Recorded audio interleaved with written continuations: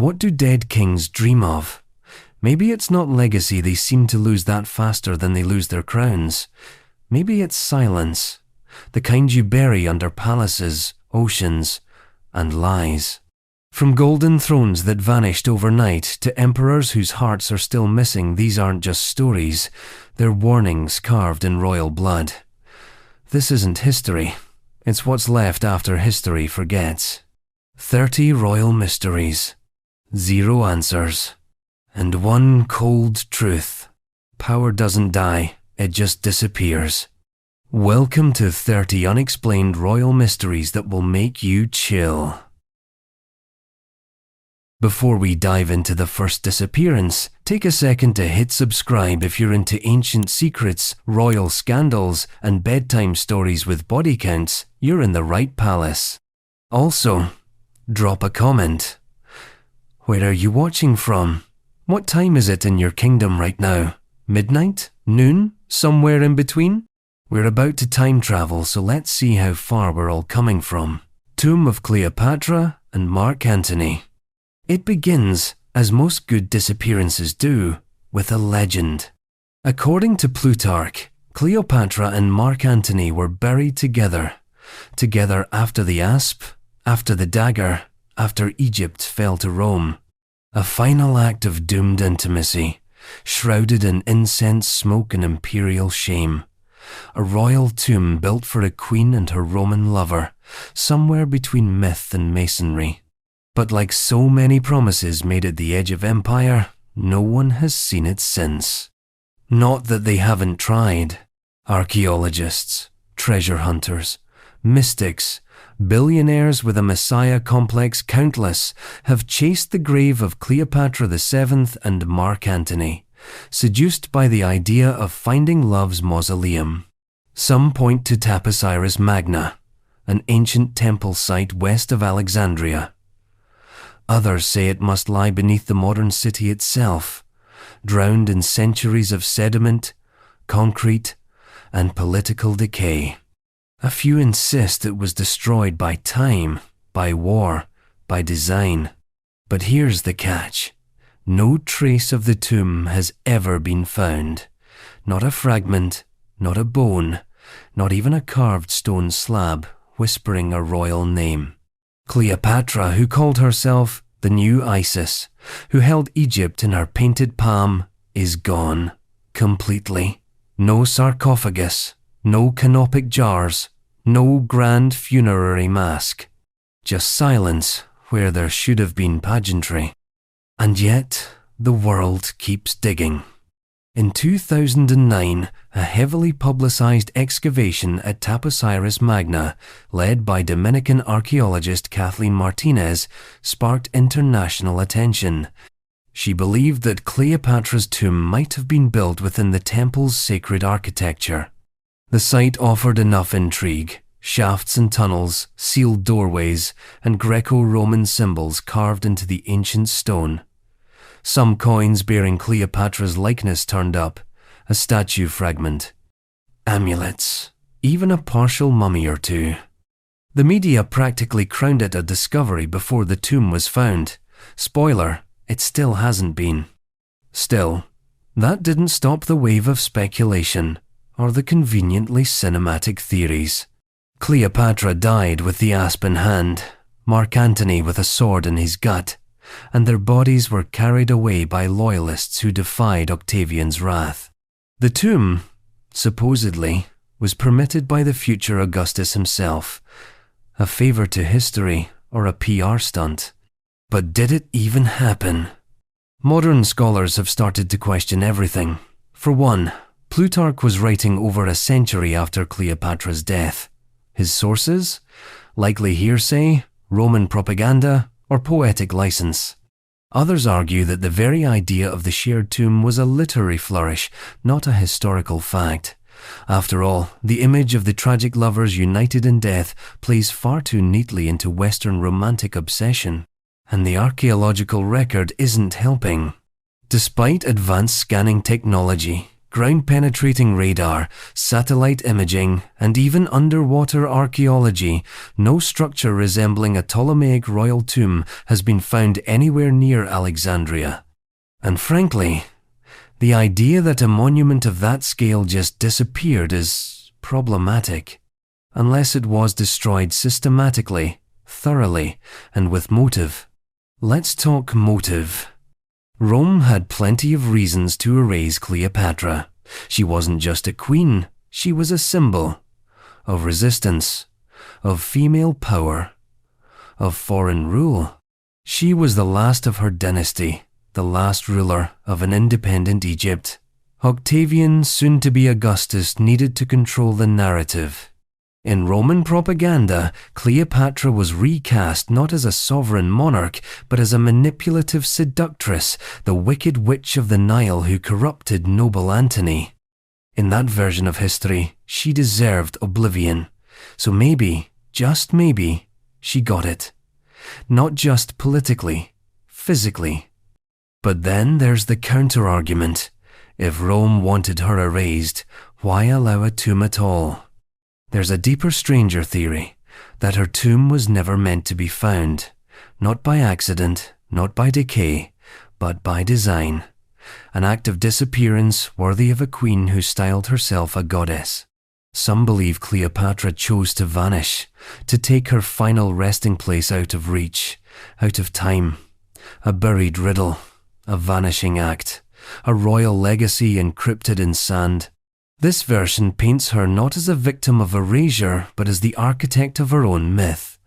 After all, she had played politics like a chessboard, mastered multiple languages, and held empires at bay with a glance. She knew what memory could do, how forgetting could be a kind of power. And so maybe her tomb is not just lost, it is hidden. But then again, maybe it never existed at all. We circle the same questions like vultures around a mirage. Was she buried at Taposiris Magna, beneath the drowned streets of Alexandria, in a tomb obliterated by centuries of conquest, or in some secluded corner of Egypt, lost beneath shifting sands and untranslatable grief? The problem isn't just the lack of evidence, it's the overabundance of desire. Everyone wants Cleopatra to be somewhere, anywhere. Preferably somewhere that can be photographed, filmed, funded, and mythologized all over again. But the truth remains, the woman who made herself a goddess may have chosen to be remembered by absence, not monument. And if the ancient queen of Egypt really did vanish into the earth with her Roman lover by her side, then perhaps she understood something we still don't do, that some mysteries should stay buried. Still, she wasn't the only queen to disappear without a trace. Just ask her distant predecessor, a woman whose painted eyes still gaze across 3,000 years of silence. Her name was Nefertiti, and after year 12 of Akhenaten's reign, she was gone. Nefertiti's fate. She was beautiful, or at least that's what history decided. The famous bust-high cheekbones, elegant neck, almond-shaped eyes became one of the most iconic images in all of archaeology. A face frozen in idealized grace, now sitting in a Berlin museum like an exiled ghost. But here's the rub. We don't know how she died. We don't know where she's buried. And for a woman so famous she only needs one name, Nefertiti, that's not just an oversight, that's a warning. Her name means the beautiful one has come.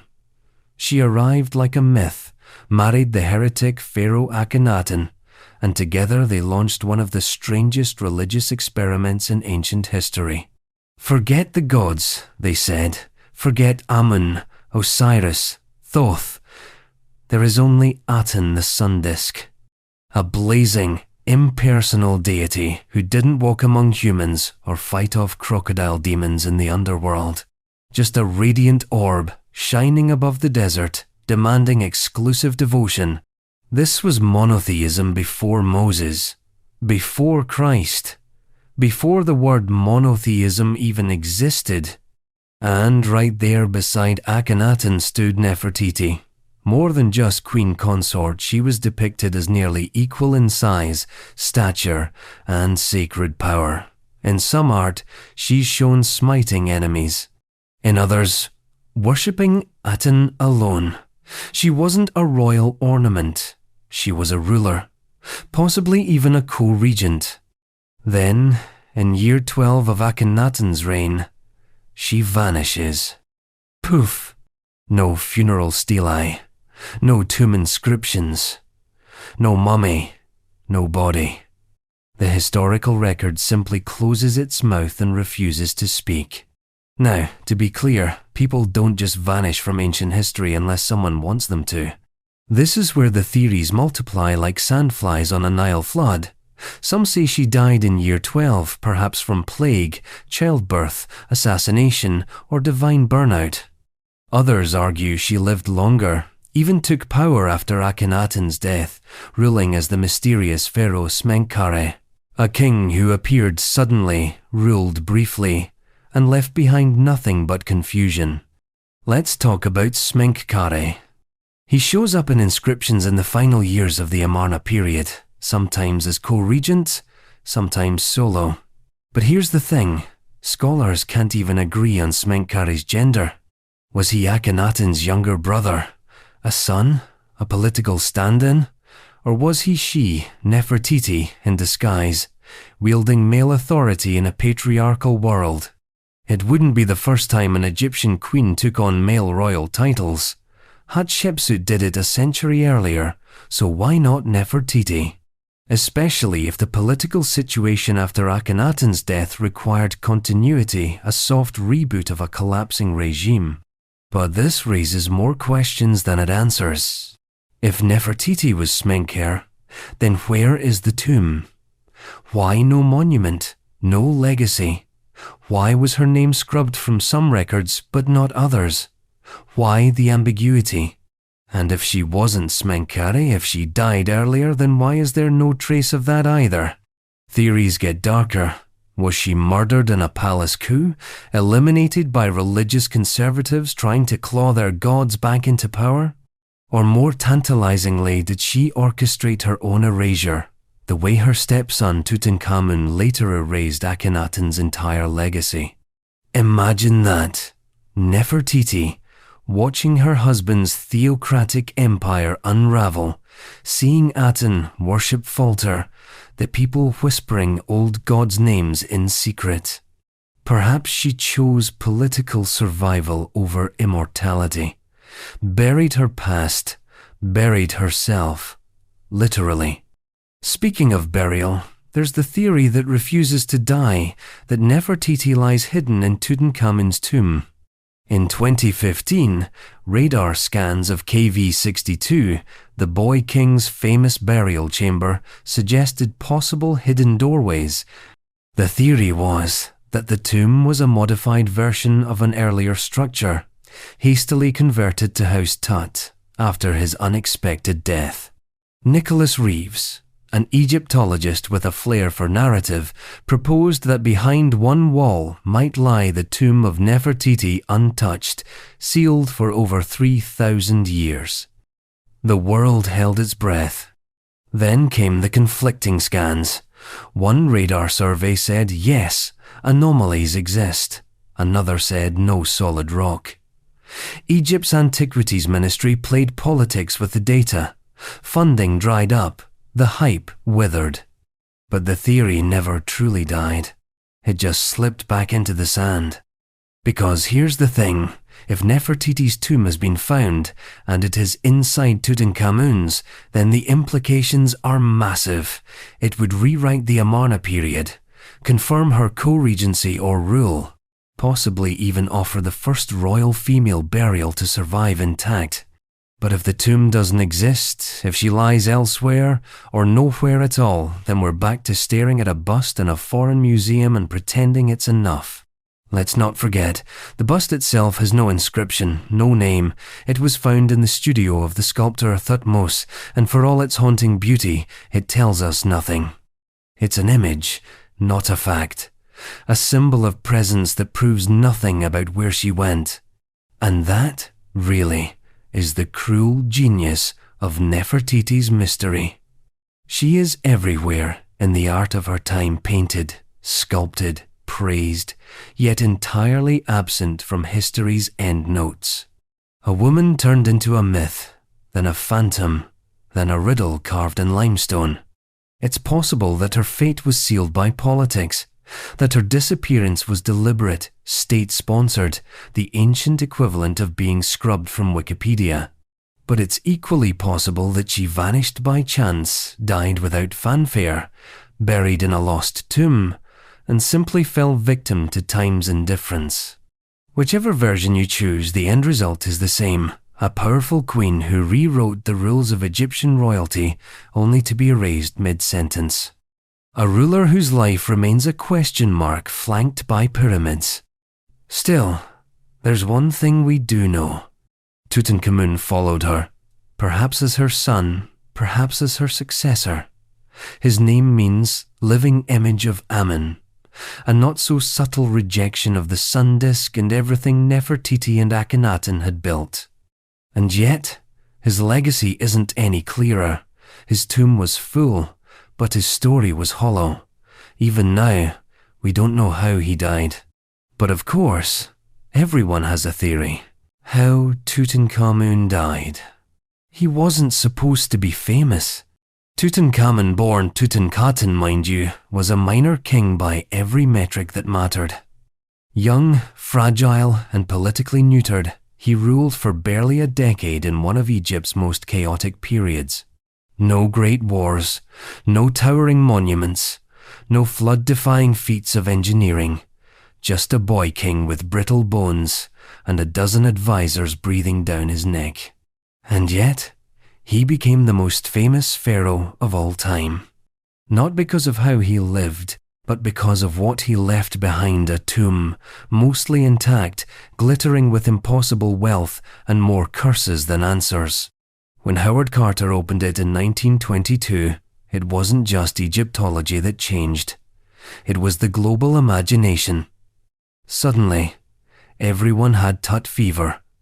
Gold masks, jackal statues, scarabs, cartouches, and that face-black eyeliner, regal brows, dead eyes wide open. But behind all that gold lay a frail skeleton, and that skeleton has haunted modern science for a century, because no one knows how he died. You'd think a royal death would be well documented, but Tutankhamun ruled during what we now call the Amarna hangover, a period where Egypt was trying very hard to forget its own recent history. His predecessor and likely father, Akhenaten, had thrown the kingdom into theological chaos by ditching the traditional gods and worshipping the sun disk Aten. When Tut took the throne, Egypt was basically in recovery mode, dragging its shattered priesthood and fractured bureaucracy back into something resembling order. Tut, or rather his handlers, reversed the Aten revolution. His name was changed to honor Amun instead of Aten. Old temples were reopened. Propaganda was scrubbed. The new pharaoh had one job: make Egypt normal again. And then he died.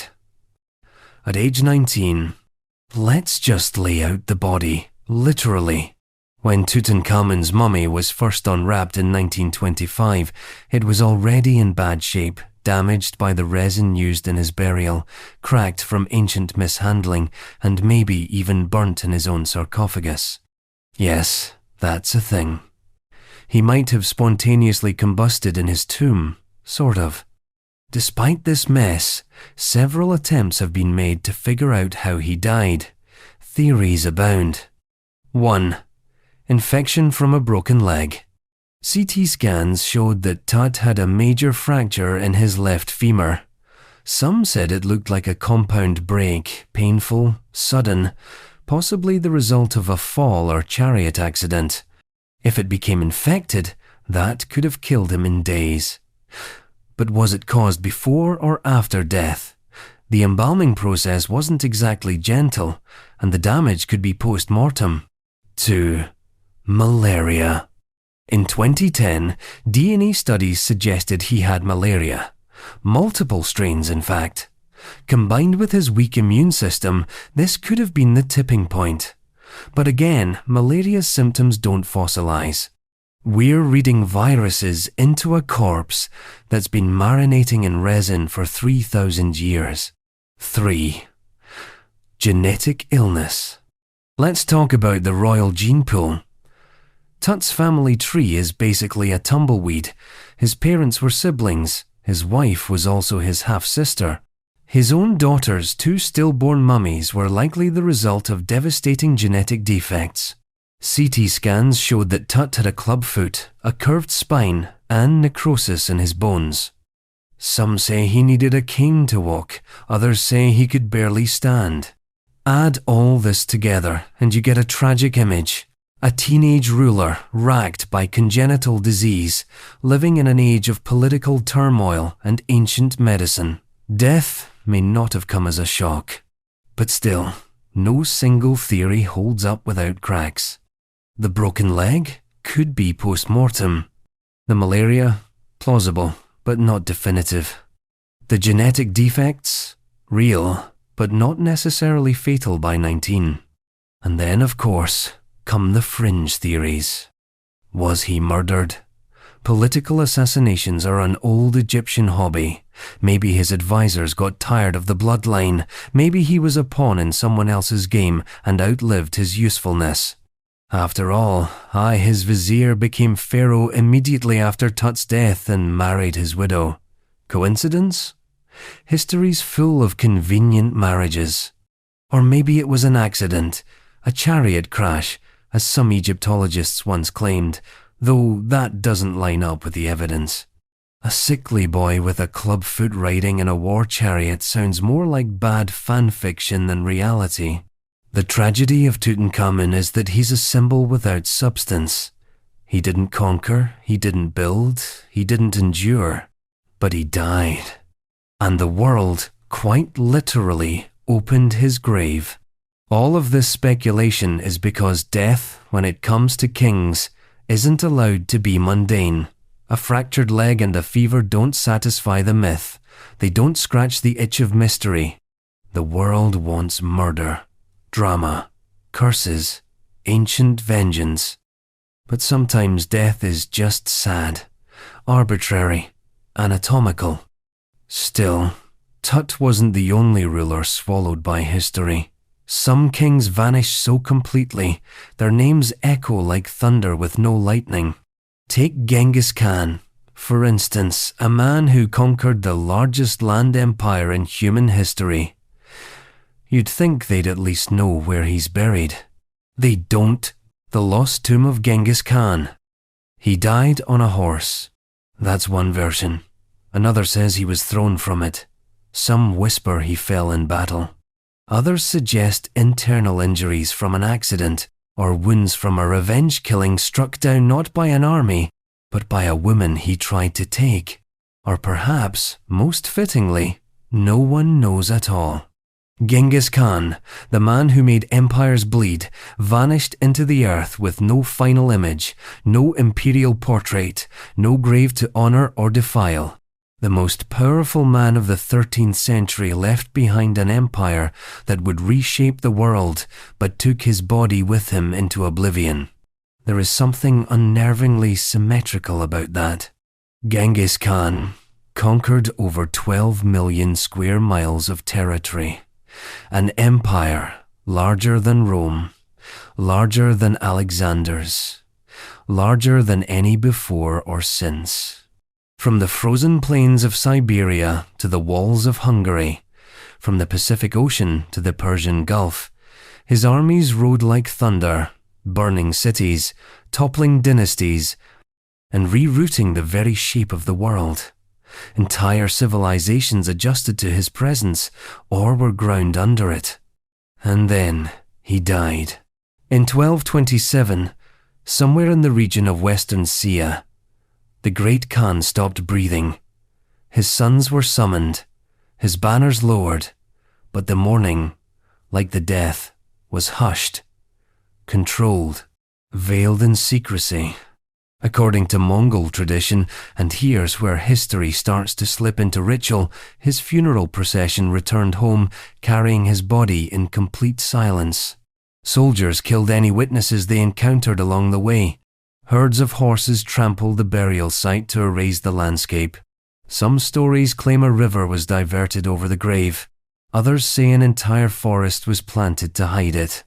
One version even claims the 800 soldiers who buried him were executed by another set of 800, who were themselves killed afterward to protect the secret. It's murder by mathematics, logistics as legend. And what's more unsettling, it might have worked. Despite centuries of searching, no confirmed tomb of Genghis Khan has ever been found. No royal sarcophagus, no carved inscriptions, no golden death mask glinting under torchlight. Nothing. Only whispers. Modern archaeologists have hunted it with everything short of divination. A site in Kenti province, near the sacred mountain Burkhan Khaldun, has drawn attention. Some argue that the location matches traditional accounts. Others suggest the I.H. Burke Fortress, or the Onon River Valley. There have been satellite scans, drone surveys, ground-penetrating radar, and wild goose chase expeditions funded by shadowy billionaire adventurists. All have failed. Why? Because Mongolian culture, even now, holds the tomb sacred not just as a historical site, but as a metaphysical one. Many believe it should never be disturbed. That to dig there is to violate not just a grave, but a cosmic order. Genghis wasn't just a ruler. He was the sky's wrath, the will of Tengri incarnate. He was buried not as a man, but as a myth. There is also a national interest in keeping the mystery intact. The ambiguity feeds into the larger story of Mongol identity. If the tomb were found, the legend might shrink. It might become a tourist attraction. A sanitized ruin with an entrance fee, a selfie backdrop, better to let him lie in sacred obscurity. And then there's the cynical angle. Maybe the tomb was found already. Looted. Destroyed. The body lost to time, the site paved over, the location unrecognizable beneath centuries of geological rearrangement. Earth doesn't preserve legends out of sentimentality. It swallows them, decomposes them, and forgets. But what's really disturbing, what keeps archaeologists and dreamers up at night, is the scale of intentional disappearance. To hide a tomb is one thing. To erase the most important person of your civilization is another. It means someone made that decision. Someone planned the forgetting. And they succeeded. What does it mean to kill memory? In an age where rulers carve their names into mountains, build glass towers in their own honor, and install statues on every street corner, Genghis Khan chose anonymity, or someone chose it for him. His empire was carved in blood across 3 continents, but his death was swallowed by silence. And maybe that's the final act of conquest. To remove yourself so completely that even history can't reach you. To become not a skeleton in a tomb, but an absence that haunts. We keep searching because we're not looking for his bones. We're looking for an anchor, a way to close the book, to say, here he is. This was the man. But history refuses to oblige. The man who built the largest empire in history is a ghost buried in an idea. And in that idea, he becomes untouchable.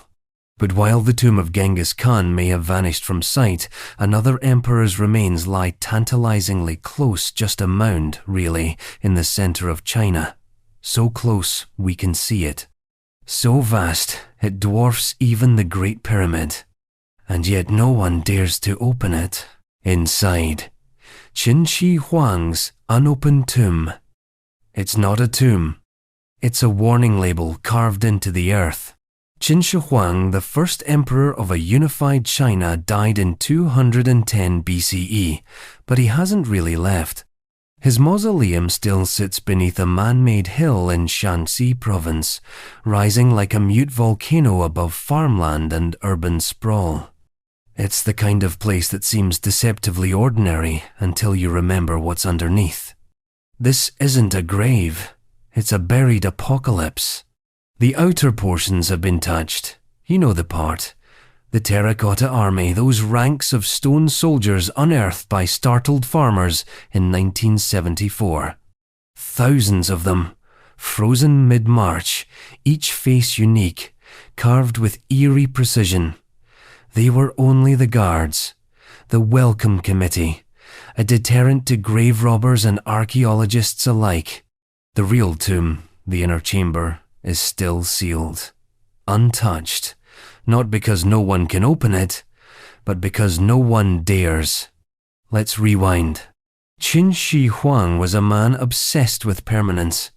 He conquered warring states and stitched them together, with laws, roads, scripts, and blood. He burned books, buried scholars alive, built the early Great Wall, fought mortality like it was just another rebel province. And when death finally caught him, he made sure his exit would look like a conquest too. The ancient historian Sima Qian wrote that the emperor's tomb was built with rivers of mercury flowing through model palaces, mountains, and lakes. The ceiling, allegedly, was inlaid with precious stones, mimicking the stars. Traps and crossbows were installed to fire at intruders.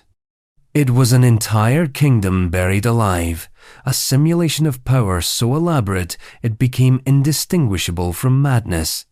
And here's the kicker. Modern soil tests around the site show unusually high mercury levels. So maybe it wasn't all metaphor. Maybe there really is a miniature China beneath that mound, flooded with toxic metal, locked away behind traps and curses and 2 millennia of paranoia. You'd think this would make the Chinese government eager to investigate, but the official stance has been one of cautious reverence. The tomb, they say, is too fragile to excavate safely. The technology to preserve what's inside once opened simply doesn't exist yet. And fair enough, the last time we cracked open an ancient tomb without a plan, we ended up cooking Tutankhamun in his own resin. Still, that hasn't stopped speculation. Is it a death chamber full of poison gas, an emperor's brainchild designed to outlive humanity? Or is it empty, a propaganda bluff, a tomb as symbolic as the empire it once anchored? And the traps, always the traps. Crossbows rigged to shoot automatically, pressure plates buried under false floors, mechanical nightmares lost to time. Sounds absurd, right? But consider who we're talking about. This is the man who standardized coinage, axle widths, and writing systems in a single lifetime. Who demanded alchemists deliver him immortality potions and swallowed mercury until it killed him. He wasn't just paranoid, he was visionary, delusional, deadly. So maybe those traps are real. Maybe somewhere beneath that hill, a 2000-year-old mechanism is still cocked, still ready, still waiting for the wrong breath of air. The moral calculus gets slippery here. On one hand, we crave knowledge. We want to see inside the tomb, solve the puzzle, demystify the myth. On the other hand, opening it might destroy the very thing we're trying to preserve. Would it collapse? Would it leak toxins?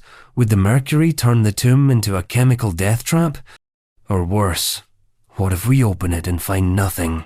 No rivers, no stars, no emperor on a jade throne, just damp stone, looted centuries ago, or a fraud of imperial proportions.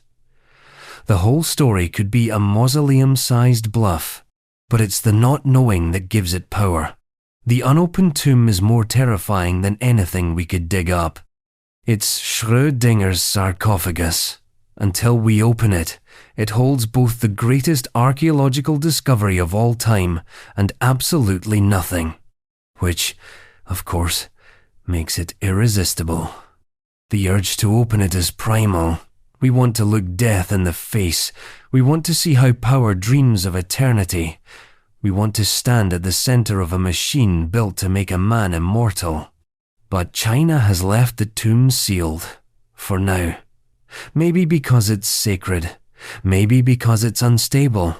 Maybe because some secrets really do keep themselves. Still, the emperor left more than just a Mercury river behind. He was buried with an object even more symbolic, more mysterious, and even more lost to time. It was said to be the soul of the empire, a jade stamp of divine authority, the heirloom seal of the realm. And, unlike the tomb, it's not buried, it's just gone. China's lost heirloom seal of the realm. A square of jade, roughly 10 centimeters across, carved with 9 characters that simply read, "Having received the mandate of heaven, may the emperor lead a long and prosperous life." Simple, poetic. The kind of inscription that sounds ceremonial at first until you realize it wasn't just a royal motto. It was a divine license, a metaphysical signature. This was the heirloom seal of the realm. And for nearly 1,000 years, it was the cornerstone of imperial legitimacy in China. No conquest was truly complete without it. No emperor fully sanctioned until it rested in his hand. Dynasties claimed it, killed for it, forged copies of it, and wrote entire histories around it. And now? It's gone. No one knows where it is. No one knows when exactly it vanished. And worse, no one's even sure how much of what we think we know about it is real. Let's rewind to the beginning. The seal was supposedly carved from the Sheba, a legendary piece of jade so pure and luminous that entire kingdoms went to war over it. The jade was gifted after much political drama to the first emperor of China, Qin Shi Huang, around 221 BCE. He had it carved with the now famous inscription and declared it the central symbol of his divine right to rule. From that moment, the seal wasn't just a political token. It was the mandate of heaven materialized. Whoever held it was no mere king. He was heaven's chosen. Lose the seal, and you didn't just lose office, you lost cosmic favor, which made it kind of awkward that so many emperors misplaced it. Over the next centuries, it passed from hand to bloodied hand. Through civil wars, betrayals, and the rise and fall of dynasties, the seal became both trophy and curse. It was said to bring legitimacy to its owner and doom to anyone unworthy of it, which, judging by how many short-lived dynasties tried and failed to hold on to it, was apparently most of them. At various points, it was dropped, stolen, chipped, or deliberately melted down and recast, though only unsuccessfully, of course, according to imperial records. Because you can't just remake heaven's will in a new shape. That's not how cosmic bureaucracy works.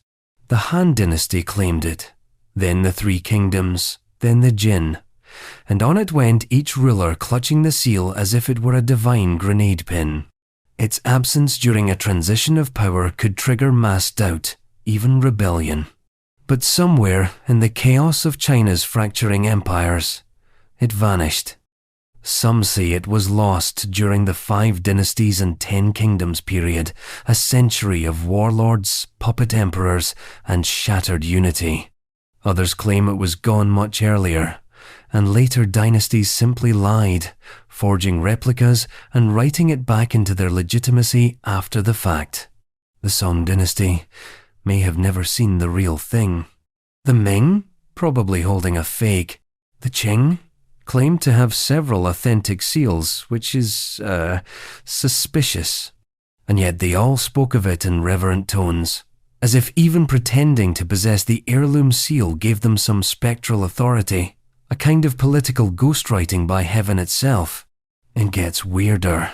No surviving object has ever been verified as the original seal.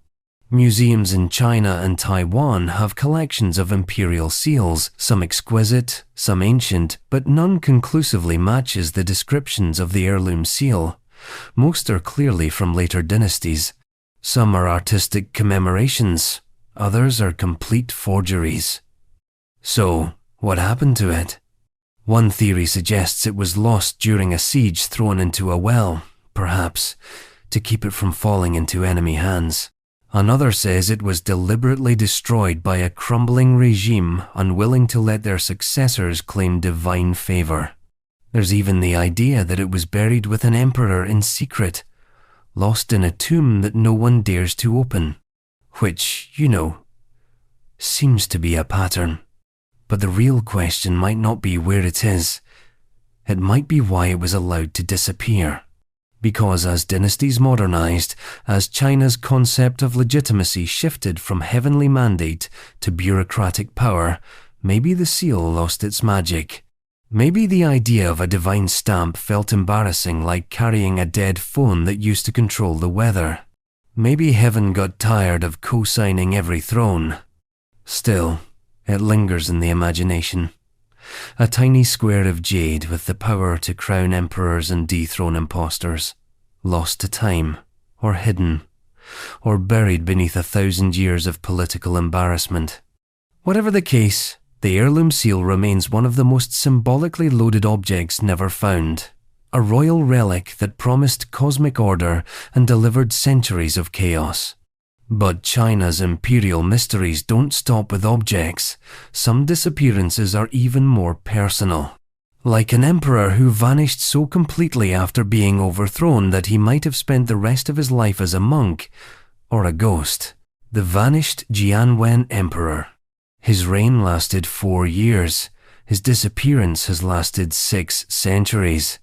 Zhu Yunwen, better known by his imperial title, the Jianwen Emperor, was the second ruler of the Ming dynasty, but in the official records, he's little more than a hiccup, a transitional shadow between his grandfather, the dynasty's founder, and his uncle, who staged a coup and rewrote the family tree to pretend Jianwen never ruled at all. Now, the curious thing is not that he was overthrown. That's practically a rite of passage for Chinese emperors. The mystery lies in what happened after, because in July of the year 1402, as flames consumed the imperial palace in Nanjing, the 19-year-old emperor simply disappeared. Poof! No confirmed body, no grave, no execution announcement, not even a smug victory plaque from the man who deposed him. Just ash, hearsay, and a suspicious number of monks. Let's back up. The Ming dynasty had only recently been born from the wreckage of the Mongol-led Yuan dynasty. Zhu Yuanzhang, the first Ming emperor and Jianwen's grandfather, rose from peasant roots to forge an empire.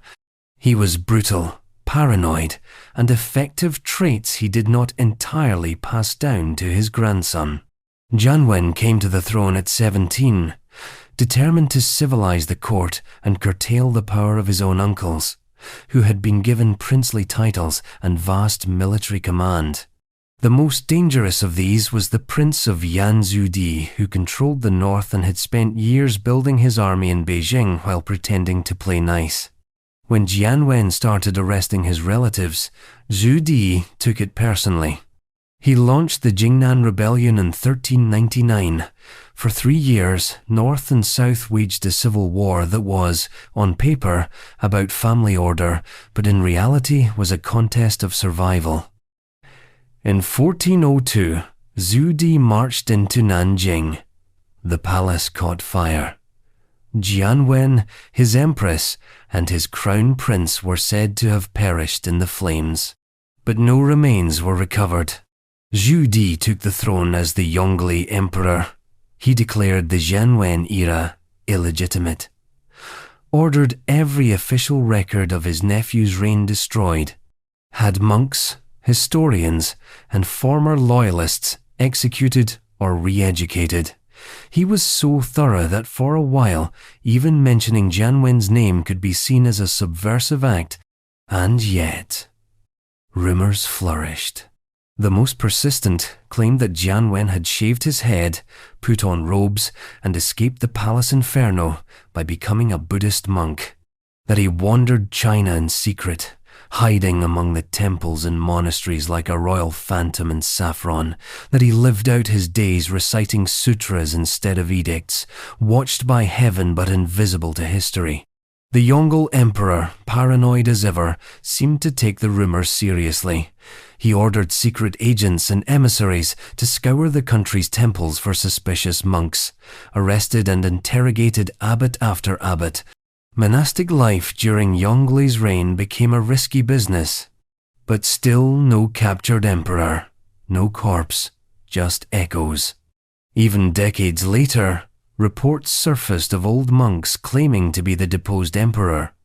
One such figure, appearing during the reign of Yongle's grandson, was treated with shocking dignity, suggesting that parts of the court might have quietly believed him, or wanted to believe, or feared that heaven had left an heir in disguise, waiting for karmic justice. Which leads us to a rather unsettling possibility, that the empire knew he was alive and let him be. It's a peculiar arrangement, isn't it? A dead emperor who isn't dead, and a living emperor who needs the myth of death to remain secure. So Jianwen becomes a sort of Schrödinger's ruler, alive in whispers, dead in the archives. The imperial court even flirted with rehabilitating his legacy long after Yonglei's death. During the southern Ming resistance against the Qing dynasty, Jianwen's story was revived as a symbol of righteous loss, of dynastic betrayal and moral legitimacy. A tragic figure who had been too noble, too passive, too gentle for the throne and was crushed for it.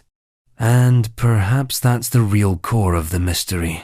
Jianwen wasn't just erased, he was erased well. Not in a moment of violence, but through narrative manipulation, historiographic surgery, and spiritual rumor. He became a kind of anti-legend. No mausoleum, no name on a stele. Just a whisper of imperial defeat, walking barefoot among the monks, pretending not to be history. We don't know if he died in the fire or fled into the forest. We don't know if he meditated to death in a remote temple, or if he was quietly murdered years later to tie up loose ends. We only know he disappeared. But China isn't the only island of imperial secrets. Travel further east and you'll find a royal lineage that's even more secretive. One still alive today, still cloaked in ceremony and mystery. They have treasures no one is allowed to see. And one of those treasures might not even be real. Japan's 3 sacred treasures. There are relics you can see in a museum, weathered, glass-cased, illuminated just right so you forget they're actually dead. And then there are relics that remain unseen, untouched, and unverified for over 1,000 years, while still claiming to prop up an entire civilization. Japan chose the second kind. The imperial regalia of Japan, also known as the 3 sacred treasures, consist of a sword, a mirror, and a jewel. Supposedly. No one outside a tiny circle of cloistered priests and imperial insiders has seen all 3, and those who have, they don't talk. Officially, these items symbolize the very foundation of Japanese rule: valor, the sword, wisdom, the mirror, and benevolence, the jewel. But unofficially, they symbolize something far more provocative: control without evidence. They are the core of Japan's monarchy, and no one can prove they exist. Let's start with the legend. According to myth, the sun goddess Amaterasu, founder of the imperial line, gifted the treasures to her grandson Ninigi when he descended from the heavens to rule the earth. In other words, the very first imperial assignment came with a 3-part starter kit. Here's your weapon, your soul, and your self-reflection. Try not to lose them. Over the centuries, these objects were said to be passed from emperor to emperor as divine proof of legitimacy. No regalia, no throne. Now here's the thing. Japan's emperors didn't always have the regalia, and they certainly didn't always possess power. The shoguns ruled for centuries while emperors prayed, painted poetry, and politely pretended to be in charge. But the regalia, they endured. They became symbols that outlasted actual authority. If the emperor couldn't govern, at least the regalia could remind people that, once upon a time, the gods said he could. And so the objects became more than heirlooms. They became metaphysical hostages. Each item has its own story, riddled with gaps and suspicions. The sword Kusanagi no Tsurugi is said to have been pulled from the body of an 8-headed dragon. That's not metaphor. That's the actual origin story. It was discovered by the storm god Susanoo, handed down like a divine USB drive, and eventually stored at Atsuta Shrine. That's the claim, at least. But here's where it gets murky. In 1185, during the Genpei War, the imperial family fled by boat and reportedly threw the sword into the sea at the Battle of Dan-no-ura to keep it from falling into enemy hands. Did it sink? Was it recovered? Did they forge a copy and pretend everything was fine? Shrines claim the sword exists today. No one's allowed to verify. Then there's the mirror Yata no Kagami. Allegedly housed at Ise Grand Shrine, it's supposed to be a replica of the mirror used to lure Amaterasu out of her cave, bringing light back to the world. In some versions, the original mirror is still buried at Ise, sealed from human eyes, and the one used in imperial ceremonies is a replica, or maybe the replica's replica. We honestly don't know. Again, secrecy is the point. And the jewel Yasakani no Magatama is perhaps the most plausible of the three. A curved comma-shaped bead, likely from ancient Jomon culture, and the only item people generally agree physically exists. It's stored at the Imperial Palace in Tokyo, passed down through coronations like a mystical USB drive. But even here, there are no photographs, no independent inspections, just tradition, oral repetition, and a very firm no comment. When the emperor ascends the throne, the regalia are presented, not displayed, not opened, not verified. They're wrapped in cloth, carried by priests, and shown to him in a private ceremony with zero public transparency. Imagine being handed the keys to heaven in a shoebox you're never allowed to open. That's the Japanese coronation. This opacity isn't an accident. It's the foundation. The regalia work because no one can confirm them. They exist in a space of sacred abstraction, Schrödinger's relics. If the public ever saw them and found them mundane, fake, or missing, the illusion of divine lineage might collapse. Or worse, it might survive stripped of mystery, reduced to theatre. So instead, they remain hidden, more potent for never being seen. The Japanese monarchy is the oldest continuous hereditary monarchy in the world. But the truth is, it survives not on visibility, but on suggestion. It is a structure built on myth, ritual, and absence. The treasures are at the center of that absence, silently screaming legitimacy through silence. And what happens when you lose one?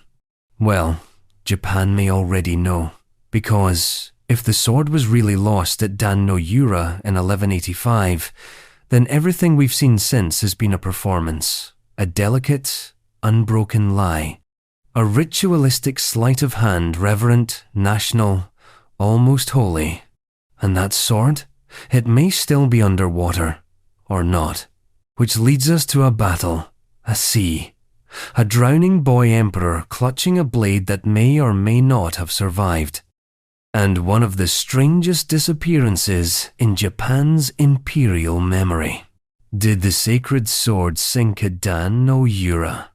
The boy emperor was 6 years old, dressed in robes too heavy for his frame, crowned with authority far older than his life, far beyond his understanding.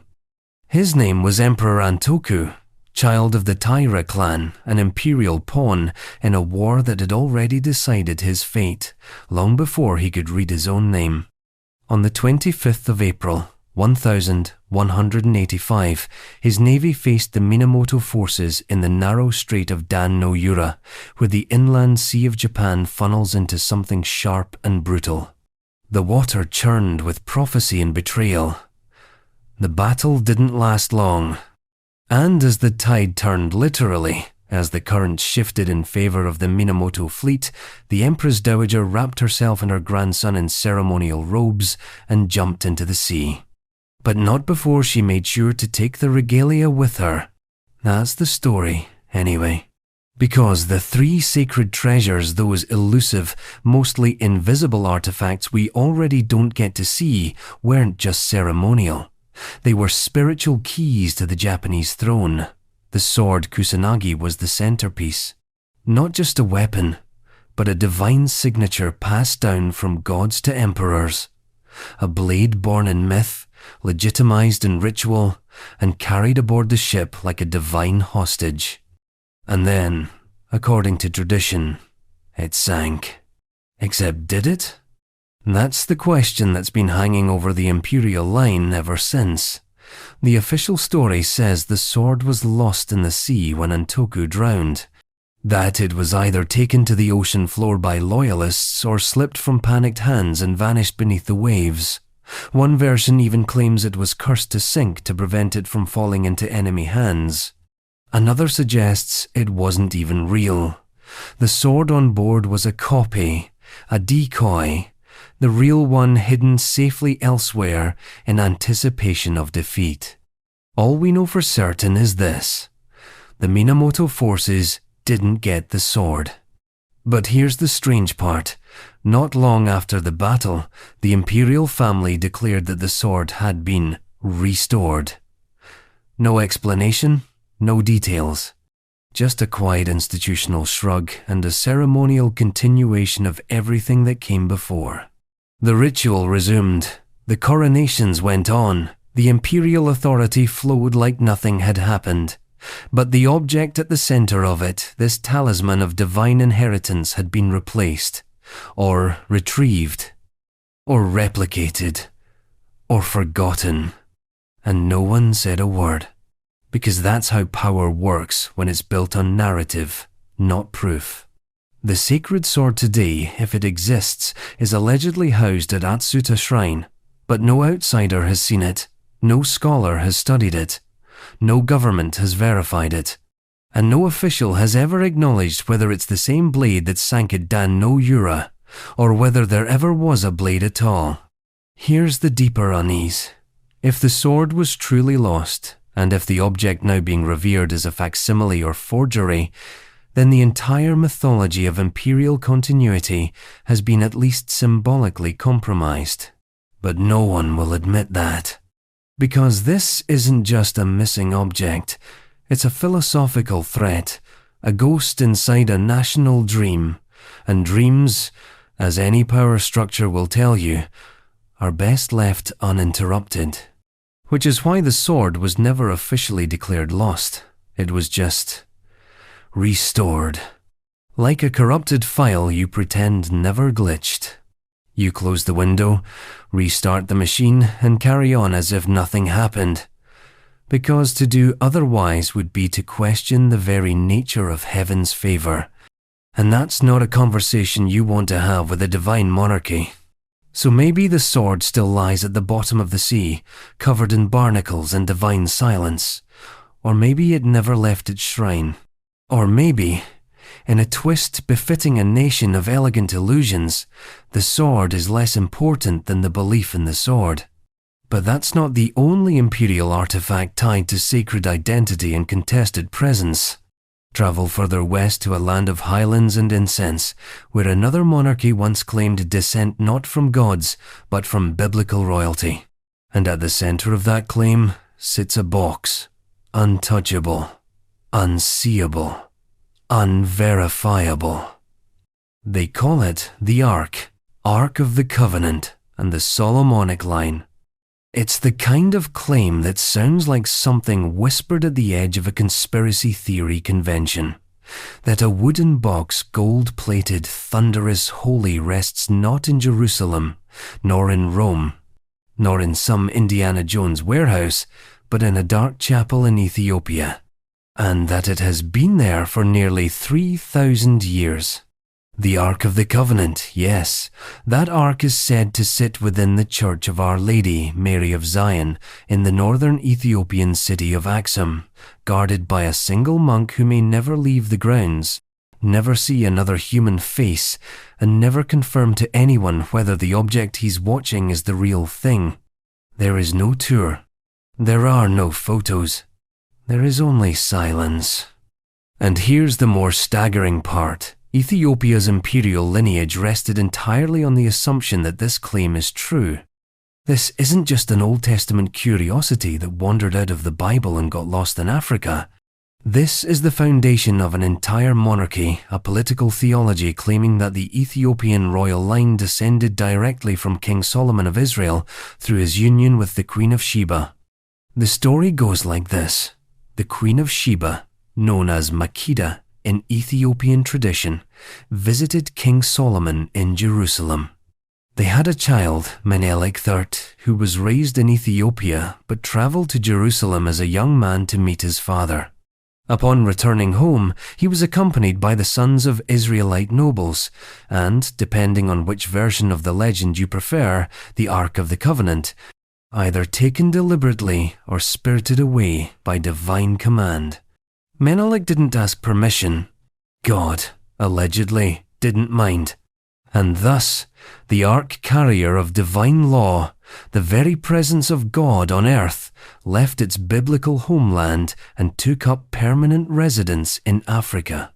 To accept this version of history is to accept that the Ethiopian imperial family wasn't just royal, it was divinely royal, legitimated by the same authority that once struck down Philistines and whispered commands to Moses. This is no minor claim. It means the Solomonic dynasty was not just ancient, but chosen. And it endured. From roughly the 13th century to 1974, Ethiopian emperors leaned on this narrative like it was carved in stone. The Ark, hidden in its chapel, wasn't just a relic. It was the crown's theological anchor. And when Haile Selassie ruled as the last emperor of that line, he wasn't just a political figure, he was, in the eyes of many, a continuation of sacred history. That belief, of course, stretched far beyond Ethiopia's borders. In the Caribbean, the Rastafari movement deified Selassie as the returned Messiah. For millions, Ethiopia became Zion. Not metaphorically, literally. And still, at the center of this millennia-spanning chain of belief, sits a box no one is allowed to see. Attempts to verify the Ark's presence in Axum have always collapsed into the same wall. No access, no evidence, no confirmation. The guardian monk refuses to show it. His role is lifelong. When he dies, another is chosen. He is the Ark's witness and its prisoner. His health is said to decline under its divine radiation. His eyes dim, his body weakens, but he never leaves his post. The building itself is modest, unassuming, guarded, yes, but hardly the fortress one might expect for housing an object of cosmic fury. And yet, despite being unverifiable, the claim endures. Because this is not about archaeology, it's about sacred narrative. The Ark's power, like the sword of Kusanagi or the heirloom seal of China, thrives in its invisibility. Once seen, it risks becoming mundane. As long as it's hidden, it's infinite. And yet, if it's not there, if it's just a tradition built on faith and nothing more, then an entire royal theology teeters on a phantom. Which is exactly why no one opens the box. Because the truth would be too costly, whatever it is. Belief is too old, too intertwined with national identity, too woven into the fabric of imperial legitimacy. So, the Ark remains? Maybe, maybe not. But it remains. And so does the question, what happens when that theology collapses? When divine favor no longer protects the throne? In 1975, Haile Selassie died under murky circumstances. A dethroned emperor, a toppled god, no state funeral, no closure, just silence, once again, around a royal body no one was supposed to touch. Haile Selassie's death. The Lion of Judah died in a basement. That's the version you won't find etched on any royal obelisk. No marble statues commemorating his final hour, no epic elegy for the man once hailed as the King of Kings, elect of God, the 225th direct descendant of Solomon and Sheba, just a toppled emperor, a crumpled old man smothered in silence under the new regime's boots. At least, that's one version. Because even now, no one agrees on how Haile Selassie really died. The year was 1975. Ethiopia had been bleeding from the inside out for years. Famines ignored, dissent crushed, imperial grandeur rusting under the weight of modern expectations.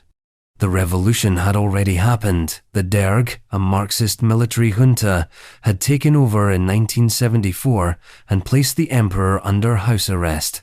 Except, house makes it sound quaint. What really happened is they locked the 83-year-old emperor in a modest, guarded room within the walls of his former palace, now a prison. For months, he was kept in isolation. No visitors, no press, no ceremony. Just daily reports of health checkups from a government that refused to let anyone see him. And then, in August 1975, came the announcement. Haile Selassie was dead. Natural causes, they said.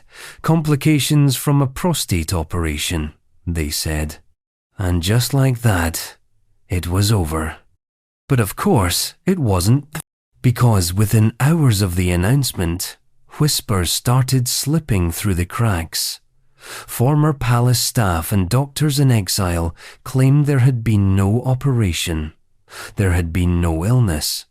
There had been no dignified death.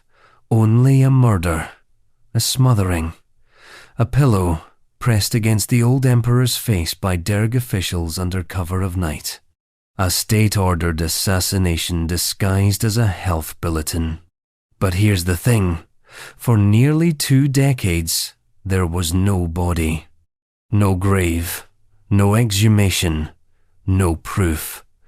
Haile Selassie, who had once addressed the League of Nations, stood beside Churchill and Roosevelt, and became a living god to millions of Rastafarians across the world, had vanished into the soil of a regime that wanted him forgotten. It wasn't until 1992, after the Derg itself collapsed, that a body was quietly recovered from beneath one of the palace's private offices, buried under a latrine. Let that sink in. The man once considered the chosen monarch of Africa's only uncolonized empire was hidden beneath a toilet. The bones were tested, believed to be his, and eventually interred in Addis Ababa's Holy Trinity Cathedral in 2000. A grand funeral was finally held, 25 years late. Heads of state, loyalists, priests, Rastafarian pilgrims all came, but by then, the moment had rotted, the myth had curdled. The emperor had become a ghost of contested memory saint to some, tyrant to others, a missing person of history walking between divinity and decay. The cause of death remains officially listed as natural. No charges were ever brought, no autopsy released, no confession obtained, just layers of political dust and half-closed case files. What complicates the matter further is that Selassie didn't just rule a country, he was Ethiopia, in the symbolic sense.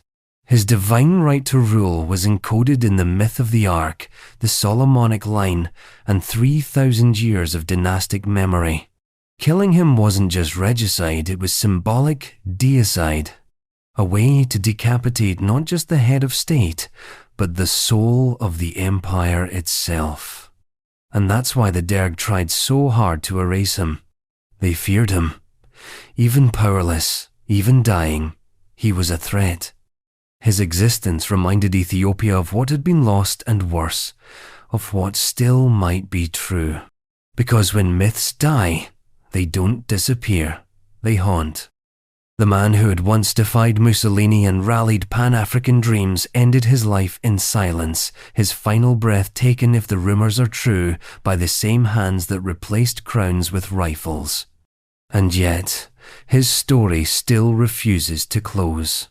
Because, just like Selassie's death, another royal end still hangs unresolved, not in Africa, but in the Caucasus Mountains, where a queen's final resting place remains hidden beneath centuries of sacred denial.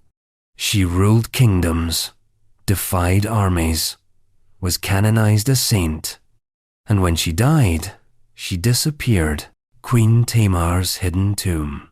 She was called king, not queen. Tamar of Georgia, monarch of the High Caucasus during the late 12th and early 13th century, wasn't just royalty. She was empire, sword, and scripture incarnate. A woman so powerful her title shed its gender entirely. A ruler who presided over the Georgian Golden Age like a lion in silk. And yet no one knows where she's buried. No monument, no tombstone. No mausoleum standing solemnly against the mountain winds. For a woman hailed as a living saint, canonized by the church, and glorified in epic poetry for centuries, Queen Tamar left behind an imperial mystery so complete it makes you wonder if she planned it that way. The theories multiply like mountain echoes. Some say she was buried at the Gelati Monastery, a jewel of Georgian medieval architecture that she herself patronized, home to mosaics, liturgical chants, and her father's visible tomb, but not hers. Walk the cloisters, light a candle, stare at centuries-old frescoes, and you won't find Tamar.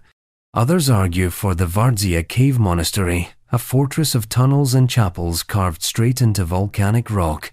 Legend claims she fled there as enemies invaded and died in the sacred dark, like a monarch entombed inside her own hidden prayer. But no remains, no royal sarcophagus, just the whispered breath of candle smoke on stone. Some claim her body was secretly carried up into the highlands, hidden among the towers of Svaneti, where no one could touch her, not invaders, not grave robbers, not time itself.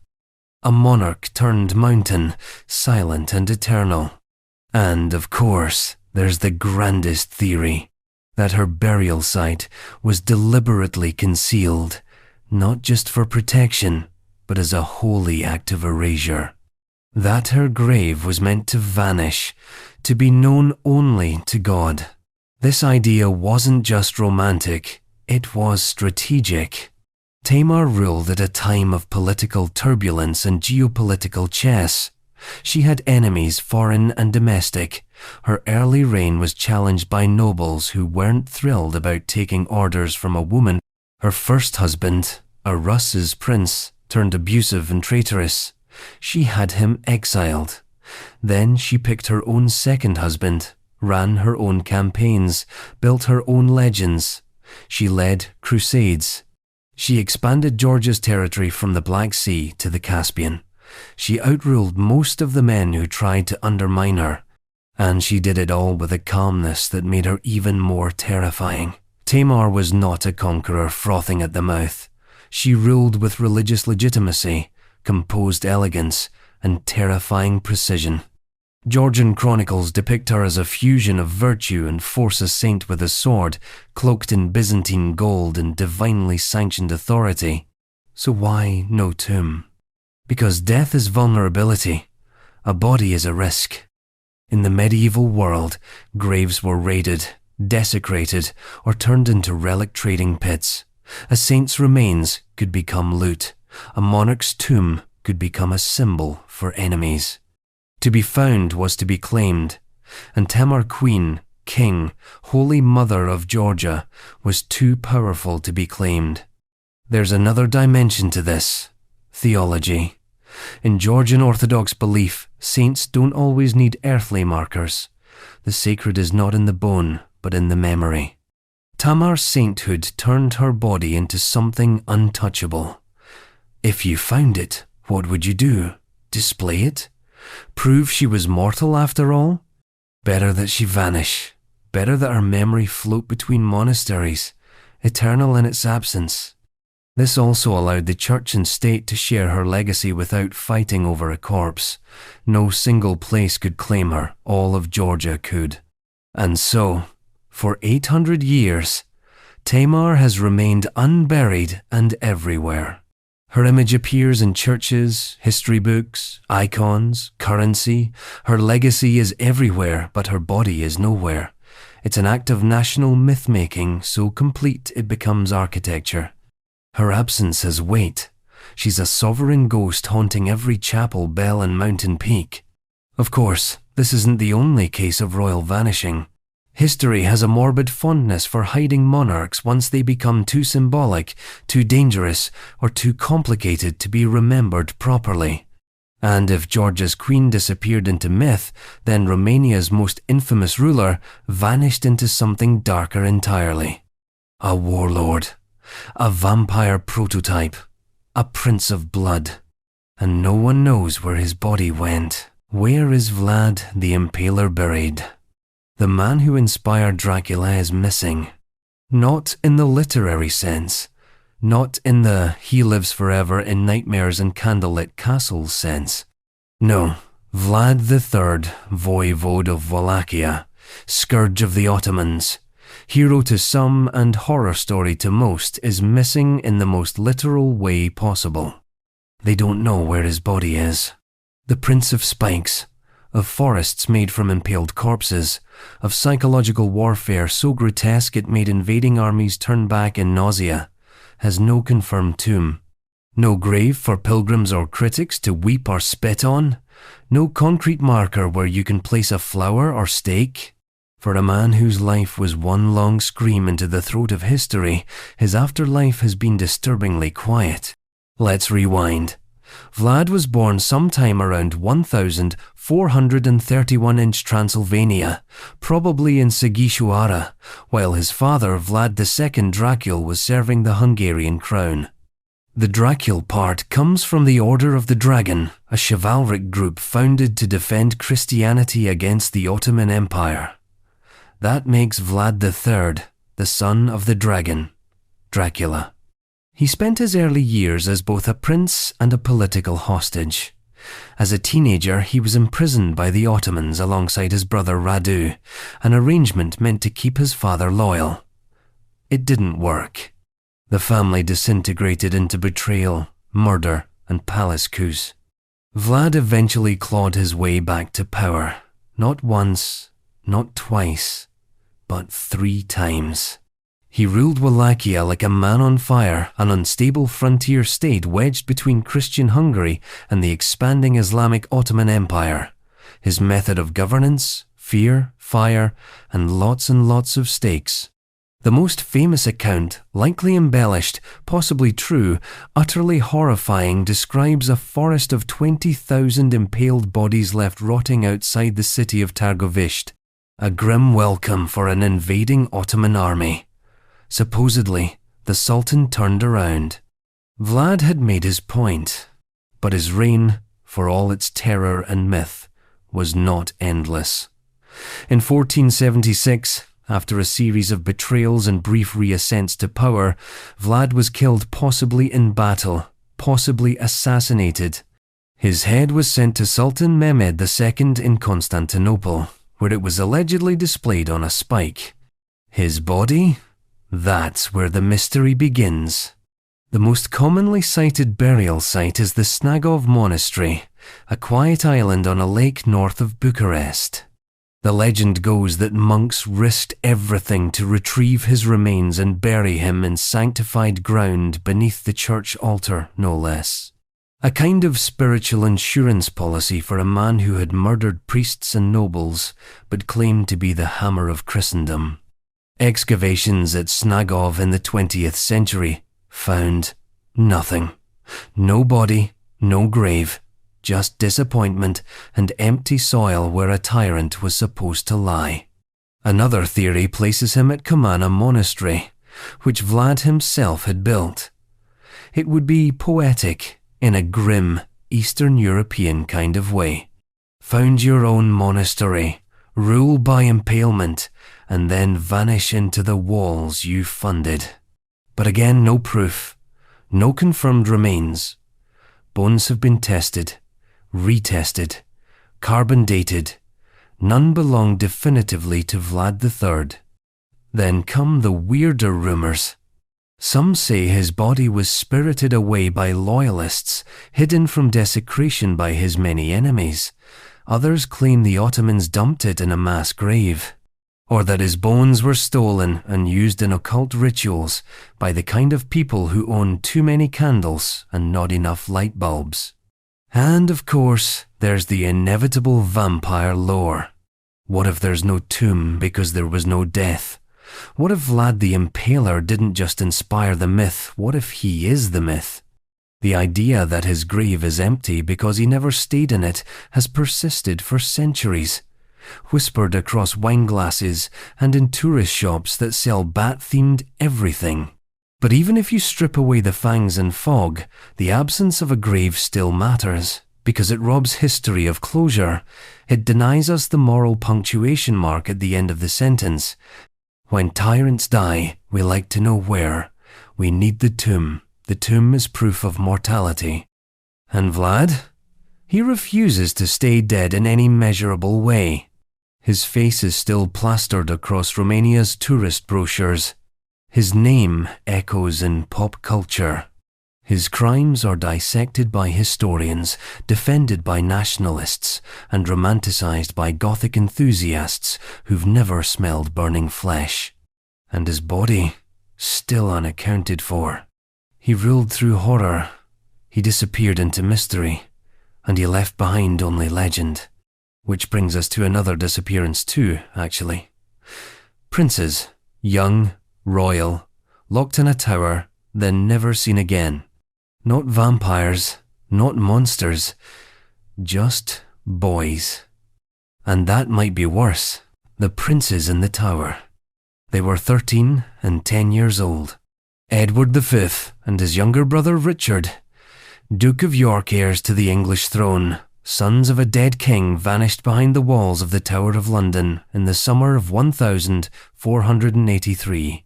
No final word, no royal burial, no public execution, just two boys in a fortress, and then silence.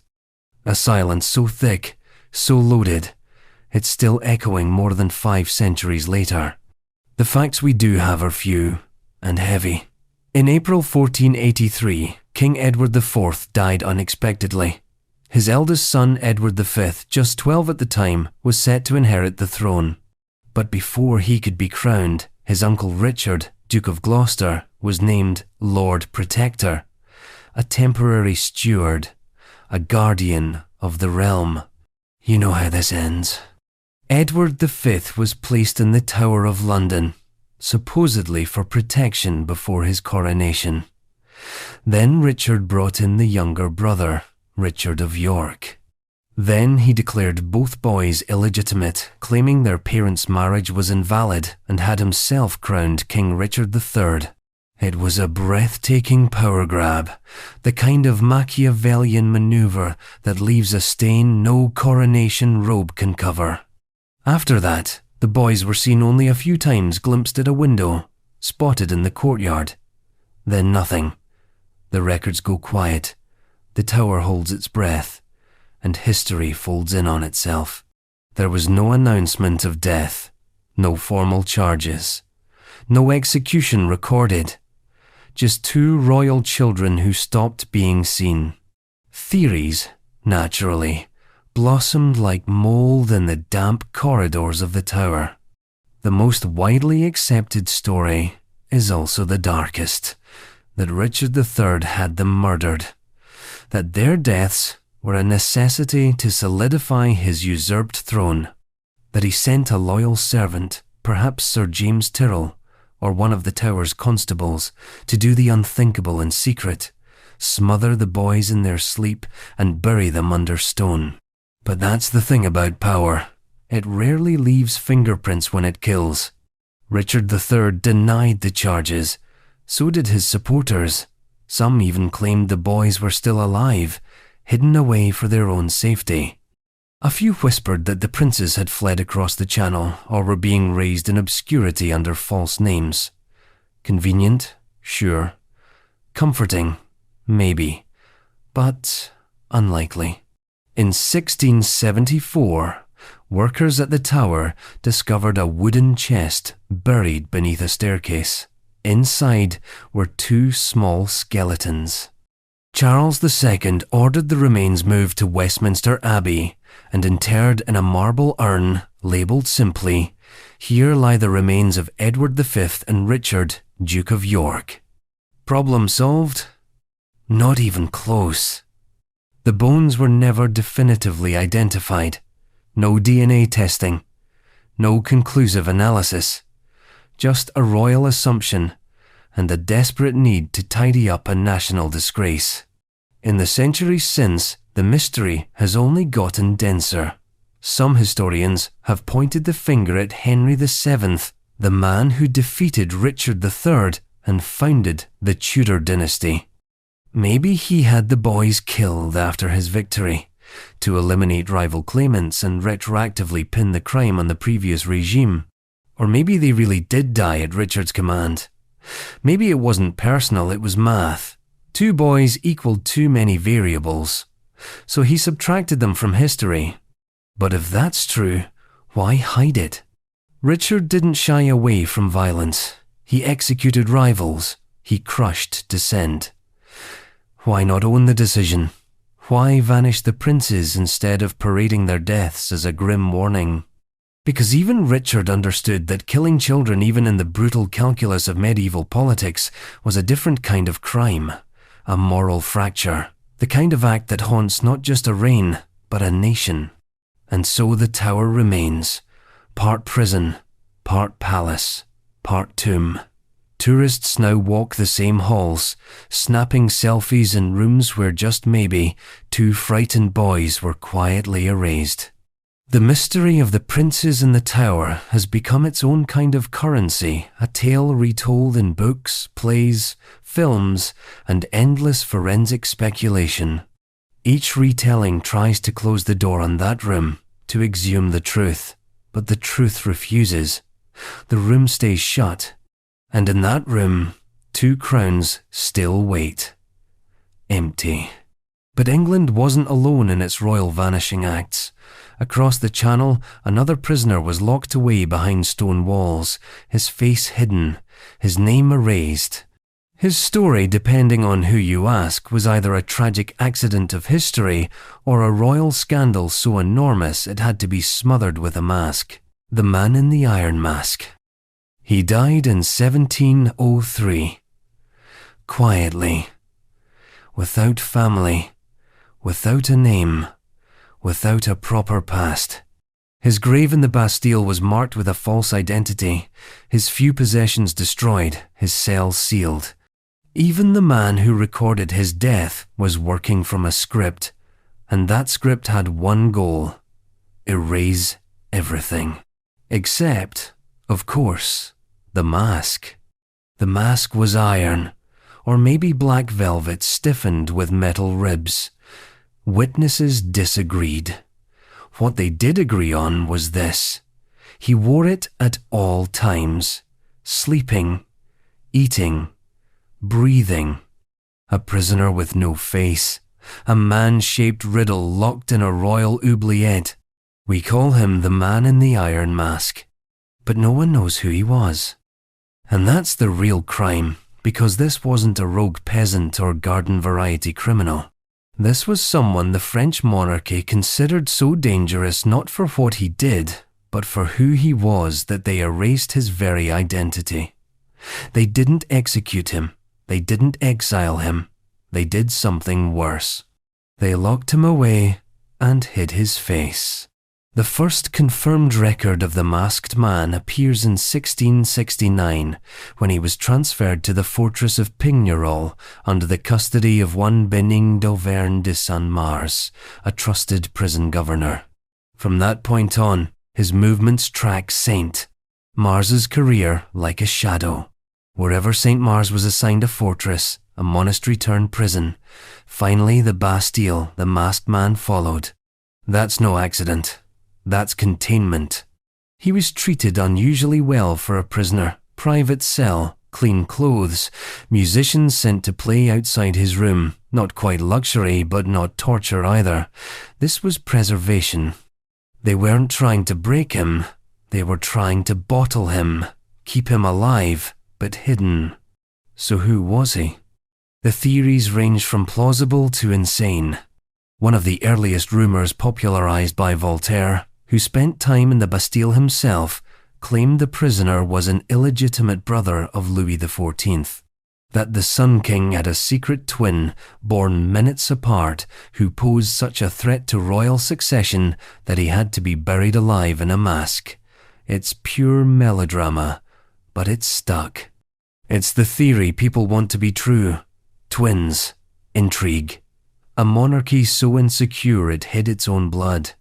Others say the masked man was the son of Anne of Austria and Cardinal Mazarin, a love child whose mere existence undermined the divine right of kings, or a disgraced noble who knew too much, or a valet who had seen something he shouldn't have, or a political decoy used in a swap that went wrong, or one theory darker than all the others a stand-in, that the man behind the mask was Louis XIV, and the monarch who ruled was the impostor.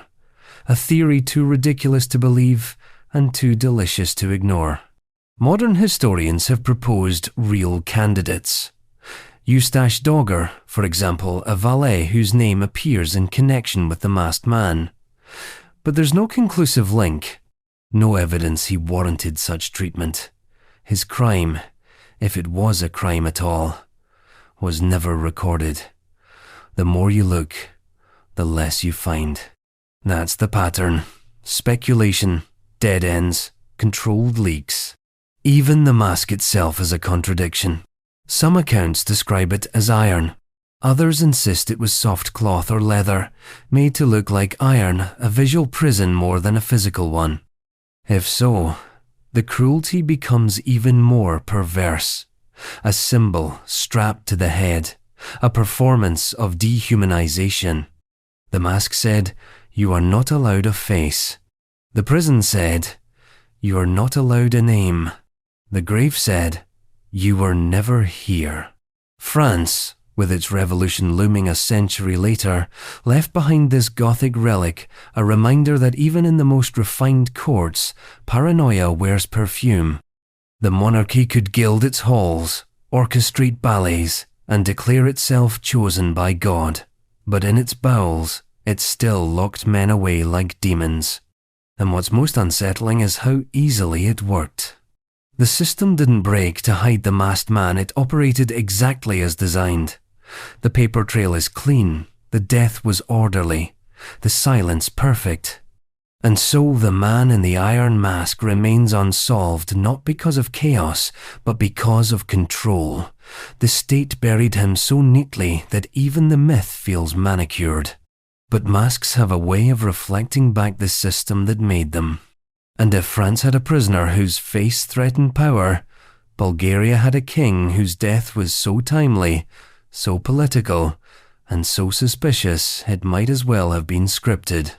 No mask, no disguise, just a coffin, a dictator, and an emperor whose heart may have stopped too conveniently. Tsar Boris III's mysterious death. In August 1943, the King of Bulgaria got into a train after visiting Adolf Hitler, and within days, he was dead. Coincidence? They said. Official cause of death, heart failure. Acute heart failure, to be exact. Sudden, terminal, tragic, but natural. That was the story offered to the public, the press, the foreign embassies, and the anxious royalists pacing palace halls in Sofia. But almost no one believed it, because Boris III wasn't just a king. He was the balancing act of a regime keeping Bulgaria's spine upright in the contorted contortionist game that was World War II diplomacy.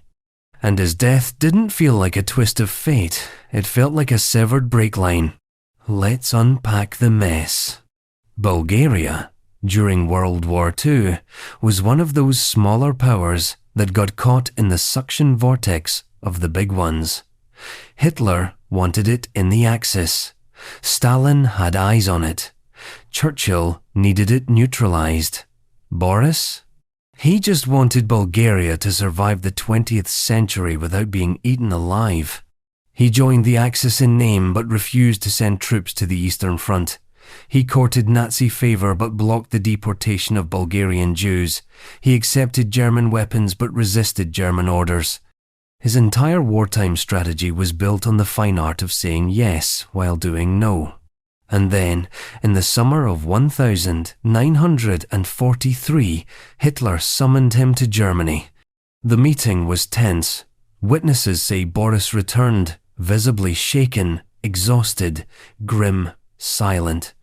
2 weeks later, he collapsed. Doctors were called, royal physicians, German physicians. The kind of medical entourage that usually exists to assure people that everything is fine, except this time, no one could agree on what had happened.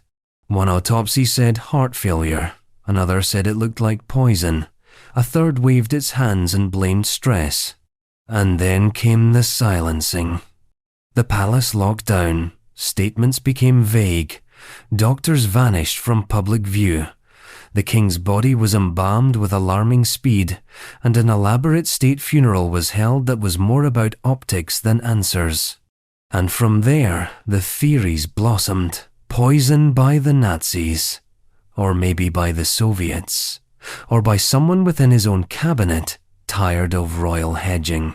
Was it something slipped into his tea during the train ride? Was it a compound designed to mimic a heart attack? A subtle poison engineered for plausible deniability? Even now, the list of suspects reads like a Cold War fever dream. The Nazis had motive. Boris was stalling them, defying orders, and refusing to hand over Bulgarian Jews. His refusal to send troops against the Soviet Union was an embarrassment to the Axis. Hitler had gotten rid of enemies before. He wouldn't hesitate. The Soviets, too, had motive. Boris was a monarch, a symbol of the old order, and his sudden death helped destabilize Bulgaria in just the right way for Soviet interests to exploit post-war. And then there's the deeply Bulgarian possibility that he was killed not by outsiders, but from within. That his dance across the tightrope had made too many enemies on both sides. A death of exhaustion, yes, but not from biology, from politics. But if you wanted to look for truth, you won't find it in the medical reports. Those were edited, redacted, lost, or rewritten to fit the narrative of the new Bulgaria that rose from his ashes. Even his remains were not left in peace. After his death, his heart was supposedly removed and buried separately, perhaps to preserve it, or perhaps to hide evidence. During the communist era, his grave was desecrated. His tomb was blown up, his bones scattered, some recovered, others gone. Even in death, Boris could not stay whole. So we are left with fragments, a suspicious timeline, inconsistent reports, a nervous palace, and a geopolitical chessboard that demanded sacrifices. And for all the theories, all the whispers, the most unsettling possibility is also the most mundane, that his heart simply gave out after returning from Berlin. That the strain of trying to be a good man in an evil moment crushed him from the inside. But what kind of ruler dies of conscience? And what kind of world needs that death to look like an accident? Either way, it was the end of an era and the start of a legend. Boris became a martyr to ambiguity, a king remembered more for how he died than how he ruled. But not all vanished royals are buried under suspicion. Some are buried under hope. Because while Boris was mourned in Europe, across the sea, an entire nation was waiting for a king who refused to stay dead. A monarch who vanished on the battlefield and never returned because they believed he was never supposed to. They called it Sebastianism, and they are still waiting. King Sebastian's return. In the summer of 1578, a young king rode into Morocco with a sword in his hand, a cross on his banner, and no clear plan for how to win. His name was Sebastian I of Portugal, 24 years old, battle-hungry, messianic, and suicidally confident. He was told not to go. The Pope warned him. His advisors pleaded. Even his own generals hesitated. Sebastian ignored them all.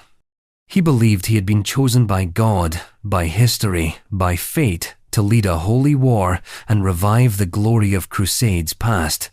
His target was the Moroccan throne. His mission, restore Christianity to North Africa and make Portugal the hammer of God. Instead, he vanished. The Battle of Alcácer Quibir, also called the Battle of the Three Kings, was a disaster before it began. The Moroccan forces outnumbered the Portuguese and their allies. The terrain was unfamiliar. The sun punished every movement. The Portuguese army, poorly supplied and poorly led, was surrounded, crushed, and obliterated. Sebastian, last seen in battle armor, galloping headlong into the chaos, was never seen again. No body was found. And that's where things stopped being history and started becoming theology. Because when a king dies, people grieve, but when a king disappears, people wait. Portugal waited. At first, they searched. There were reports of corpses matching his description. Some claimed his body had been found among the fallen. Others swore he had been captured and dragged in chains to Fez. The Moroccan Sultan claimed to possess his body but refused to return it unless the Portuguese paid a ransom. Later, Spain stepped in and claimed a corpse had been retrieved and buried in the Jerónimos monastery in Lisbon. But few believed it. No official confirmation, no witnesses, no wound marks matched. The coffin was sealed, the uncertainty was weaponized. And so, Portugal did what humans always do when fact collapses under the weight of desire. They turned their missing king into a messiah. The phenomenon became known as Sebastianism. According to the myth, Sebastian had not died in Morocco. He had gone into hiding, into exile, into the mists of divine preparation. He would return one day, riding out of the fog, clad in armor, to save Portugal from its enemies and restore it to greatness. He was the Encoberto, the hidden one, a sleeping king, an immortal redeemer. He became less a monarch than a prophecy, and the prophecy refused to die. In the decades following the battle, dozens of impostors emerged claiming to be Sebastian returned. One said he had been wounded and rescued by desert mystics. Another claimed he had wandered the earth in disguise, learning God's plan. Each was paraded, doubted, jailed, executed. But it didn't matter. The real Sebastian, people believed, was still out there. And when he came back, it would not be quietly. The belief wasn't a fringe cult, it became a national religion of sorts. Entire uprisings were built around Sebastianist hope. The most famous of these was in the 19th century, when a charismatic figure called the Hidden King led followers into the Brazilian jungle, claiming that Sebastian would descend from the clouds. When the movement was crushed by government troops, the survivors didn't lose faith. They said the king had simply postponed his return again. Even today, in remote corners of Portuguese-speaking communities, the myth flickers. In dreams, in folk songs, in half-remembered prayers. Because Sebastian didn't just disappear, he transformed. His vanishing became a placeholder for national longing. He stood for lost glory, moral clarity, divine purpose. For every moment when Portugal was humiliated, colonized, or forgotten, the hope of Sebastian's return hummed beneath the surface, a story waiting to rewrite itself. But what's most uncanny is how tidy the myth is, how well it fits the shape of human despair. A dead king is final, a lost king is a loophole. Even modern DNA testing and historical re-examinations haven't killed the legend. The grave in Jeronimos Monastery remains sealed, symbolic, ambiguous, and Portugal, officially, has moved on. Unofficially, the myth lives on the border of reality too absurd to believe, too sacred to discard. Because there is something deeply human about refusing to bury a king who didn't come home. And this instinct, this impulse to keep believing, isn't exclusive to Portugal. Across the Atlantic, another empire was built on grandeur, blood, and ritual. But when its rulers vanished, they left nothing behind. Not even a tomb. So now we ask, where are the Aztec emperors? Where are the Aztec emperors? They built pyramids to scrape the sky. They etched entire cosmologies into stone. They bathed cities in gold and blood. And when the sun god demanded nourishment, they offered hearts still beating, still warm. The Aztec Empire was not subtle. And yet, when it fell, its emperors disappeared so completely, so efficiently. It's as if the earth swallowed them out of respect or disgust. Ask anyone where the Aztec emperors are buried, and you'll get a shrug disguised as a theory. For a civilization that chronicled its rituals with almost obsessive detail, whose calendar carved millennia into volcanic rock, whose palaces and temples stood defiantly against both nature and conquest, there is a royal absence where there should be splendor. No mausoleums, no sarcophagi, no royal tombs with golden masks and hieroglyphic eulogies, not even bones. Take Moctezuma II Emperor when the Spaniards arrived, God King of Tenochtitlan, master of thousands. When Cortés marched into the city, Moctezuma greeted him with diplomacy. Gold was given. Feasts were held. Suspicion festered. Within months, the Aztec capital had turned into a cage. Moctezuma became a hostage in his own palace. Then came the rebellion, the riots, the stones thrown by his own people. He died, struck in the head, perhaps by Spaniards, perhaps by Aztecs, depending on which version you believe. But where's the body? No one knows. No documented burial, no royal funeral pyre, not even an unmarked grave. Some say he was cremated and scattered in secret to protect his spirit. Others think the Spaniards dumped his remains in the canals during their retreat, and a few suspect they took his body back with them as a grotesque trophy. But the mystery doesn't stop with Moctezuma. What about the others? Ahuitzotl, the warrior king who expanded the empire to its greatest size. Axayacatl, who defeated the Tarascans and rebuilt the Great Temple. Itzcoatl, the founder of the Triple Alliance? Gone. No royal necropolis. No sacred precinct filled with imperial ancestors. Just urban ruins under modern Mexico City. Layers upon layers of shattered past, and a growing sense that the emperors might have been erased not just by steel and smallpox, but by intentional forgetting. The Spaniards didn't just conquer Tenochtitlan. They leveled it. They buried its sacred spaces beneath cathedrals and colonial architecture.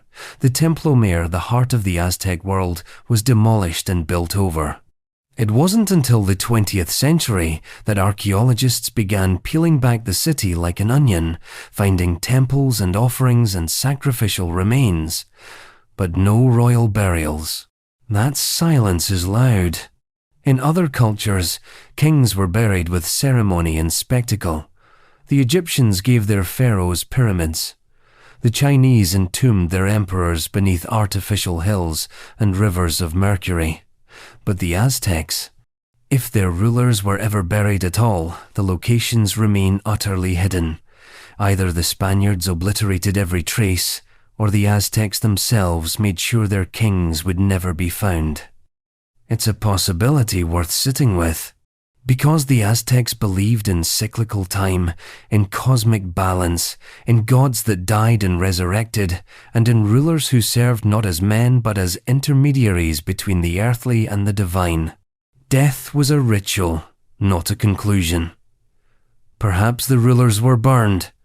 Perhaps their ashes were returned to the earth, or fed to the fire as an offering. Perhaps the memory of the king was meant to be digested, not preserved. But even so, no fragments, no clues? Modern archaeologists have dug beneath the former palace of Moctezuma. They've combed through the layers beneath the Metropolitan Cathedral. They've identified royal residences, temples, and even ceremonial offerings, but no imperial skeletons, no tombs with jade masks or feathered cloaks or obsidian knives gently resting on a chest once called divine. And the absence matters. Because when you remove the grave, you remove the closure. The story can't end. The ghost isn't laid to rest. And maybe that's the point. The Aztec emperors aren't gone, they're waiting. Not in stone, but in the question mark they left behind. But if we don't know where they ended up, we also don't know exactly how one of them died. Moctezuma's body may be missing, yes, but his death?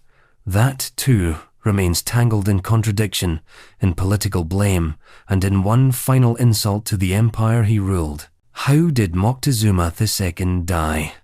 It's a question no one can answer without choosing a side. Was he murdered by the Spanish? Lynched by his own people? Struck down in a moment of imperial betrayal or quietly executed in a corner of the palace he once ruled? The answer depends entirely on who's telling the story and what they need you to believe. Here's what we do know. Moctezuma II, 9th Tlatoani of the Mexica, died sometime in late June 1520. The Spanish were barricaded inside his own palace, surrounded by a city turning against them. Tenochtitlan, once docile and diplomatic, had erupted into rebellion. Stones flew, spears rattled, tempers boiled. The empire was on fire. And at the center of it all stood, or perhaps sat in despair, Moctezuma. The Spaniards said he had lost control, that his people no longer saw him as emperor, but as a puppet. That when Hernan Cortés ordered him to speak to the crowds and calm the chaos, he stood on a palace balcony to plead for peace, and that his people answered not with reverence, but with rocks. A stone to the head, another to the chest. The king collapsed. His subjects, they claimed, had killed him themselves. That version became official because it was convenient. It painted the Aztecs as barbarians, ungrateful, self-destructive. It exonerated the Spanish from regicide. It told Europe that they hadn't murdered a king, they had merely watched him fall. But that story smells like a cover-up. First, none of the indigenous chroniclers buy it. The Nahua accounts, many written decades later with the help of surviving Aztec nobles and priests, present a different scene. In these, Moctezuma is murdered inside the palace, quietly, directly, by the Spaniards who had held him prisoner for months. Why? Because he was no longer useful. The crowds outside had turned. Moctezuma's image as divine ruler had disintegrated. He was no longer a shield for Spanish ambition, but a liability, a hostage whose value had expired. So they killed him. Or so the story goes. Some say he was stabbed, others that he was strangled.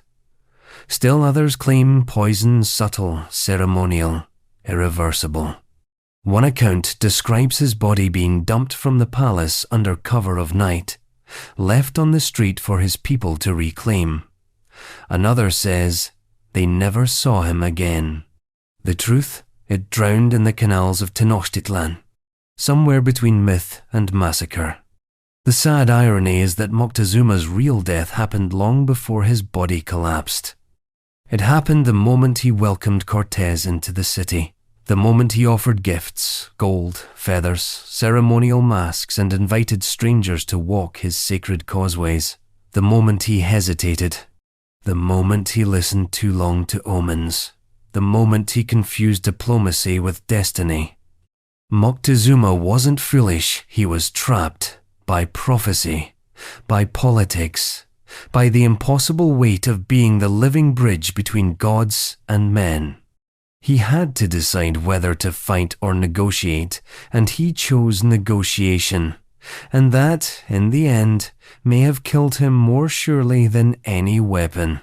His death, like his life, became a symbol.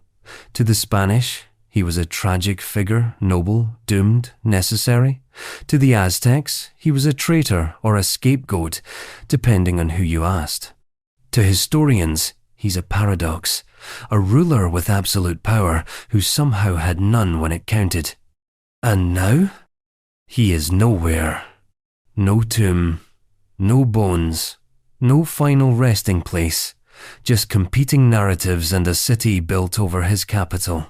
Mexico City now rises where his palace stood, where he died either bleeding in his throne room or stoned by the very people who once called him divine. We still don't know which is true, but one thing's certain: his death was the turning point. The world after Moctezuma wasn't the same. Not for Tenochtitlan, not for the empire, not for the continent. And as we look at the vacuum he left behind, we realize he's not the only emperor whose death ended one world and birthed another. Thousands of miles south, in the shadow of the Andes, another emperor met the Spanish. He was promised freedom. He was baptized. He was strangled. But his body, like Moctezuma's, vanished. What happened to Atahualpa's body? In the cold logic of colonial conquest, death is supposed to be the punctuation mark, the moment the story ends. But Atahualpa's death didn't end anything. If anything, it only deepened the mystery. Here was the last true emperor of the Inca Empire seized by a handful of foreign strangers, ransomed for a room full of gold and silver, converted to Christianity under duress, then executed anyway, strangled, quietly, after nightfall, and then, almost immediately, gone. No preserved body, no tomb, no official burial site recognized by history. The man who ruled the largest empire in the Americas at the time of European contact simply vanished into the dirt. The year was 1533. Atahualpa had only recently defeated his half-brother Huascar in a bitter civil war that left the empire exhausted and blood-soaked. He was consolidating power when the Spaniards arrived. Pizarro and his men, barely a few hundred strong but armed with steel, gunpowder, horses, and the full weight of a worldview that saw foreign emperors as obstacles, not rulers. Atahualpa met them at Cajamarca, expecting diplomacy. He got a massacre. His unarmed retinue was ambushed. He was captured in his litter and held for ransom in a land where wealth could be measured in sun gods and stones. Pizarro demanded gold. Atahualpa agreed. The emperor offered to fill a room once with gold and twice with silver, a literal king's ransom. And he delivered.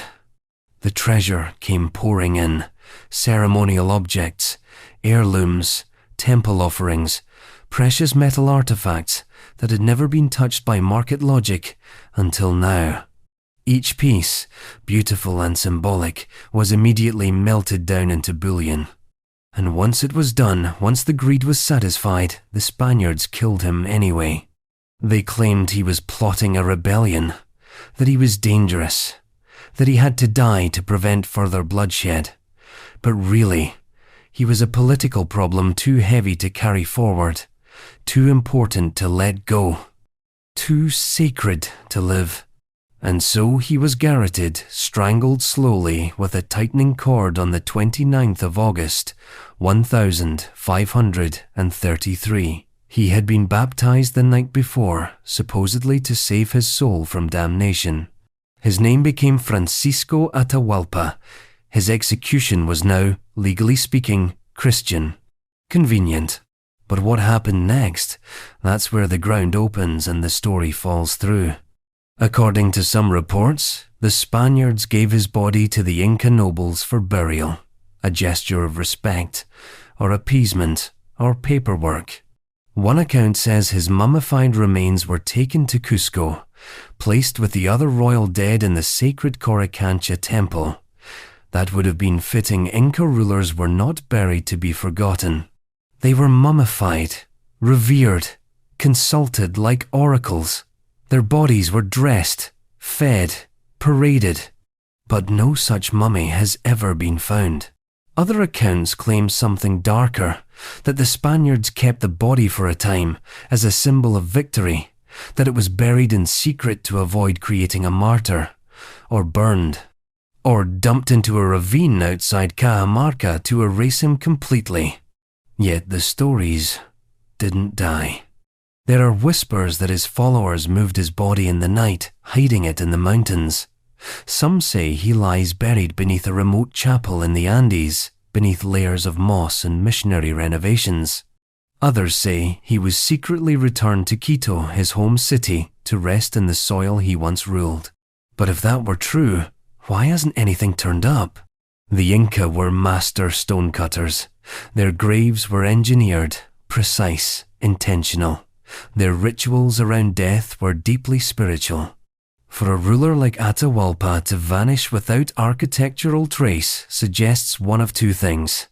Either his body was destroyed, or it was hidden so completely, so spiritually and physically removed from the known world, that its absence became a statement.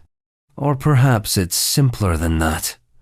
The Spaniards didn't think his burial mattered.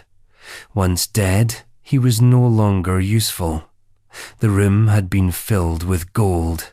The empire was fractured. The gods had been displaced. Why mark the grave of a man they'd already erased? But of course, he wasn't erased. His name endured. His story became a paradox. The emperor who delivered wealth beyond imagining, and then disappeared. And he wasn't alone. Because Atahualpa wasn't the last Inca emperor, only the last living one. The mummies of his ancestors had once sat in court chambers, wrapped in finery, given food and drink, consulted in matters of state. Then the Spanish came, and they vanished too. The vanished Inca royal mummies. You could talk to them. That was the most unsettling part. The Inca mummies, bundled in rich textiles, adorned with jewelry, propped up on thrones, weren't just preserved ancestors. They were political entities, sacred dignitaries, living dead monarchs who received tribute, made appearances, and sat beside their successors at feasts. They didn't just represent authority, they were authority. Which is what made their disappearance all the more devastating. They didn't just bury a tradition, they buried a voice. At its peak, the Inca Empire maintained an intimate relationship with death. Ancestors weren't gone, they were relocated. The dead were not sequestered from the living, they were embedded within daily life, especially the royal ones. The Sapa Inca, the emperor, did not cease to rule after his final breath. His body was preserved, often through natural desiccation, sometimes through intentional mummification, and kept within the palaces, temples, or estates he had built during life. There, his lineage would continue to serve him, maintain his cult, manage his land. His political apparatus remained intact. In fact, new emperors had to build their own wealth and prestige from scratch because their predecessors' estates and mummified presence still owned their previous domains. The result? A government half composed of the dead, Chroniclers from the Spanish conquest described court meetings where the new emperor would address the mummies of past emperors, seeking their favor or counsel. Priests offered food and chicha beer. Servants carried the royal dead on litters during festivals. Even military decisions were sometimes made in the presence of these silent rulers. And then came the conquest. When the Spanish arrived, they didn't just see a culture with strange funerary practices.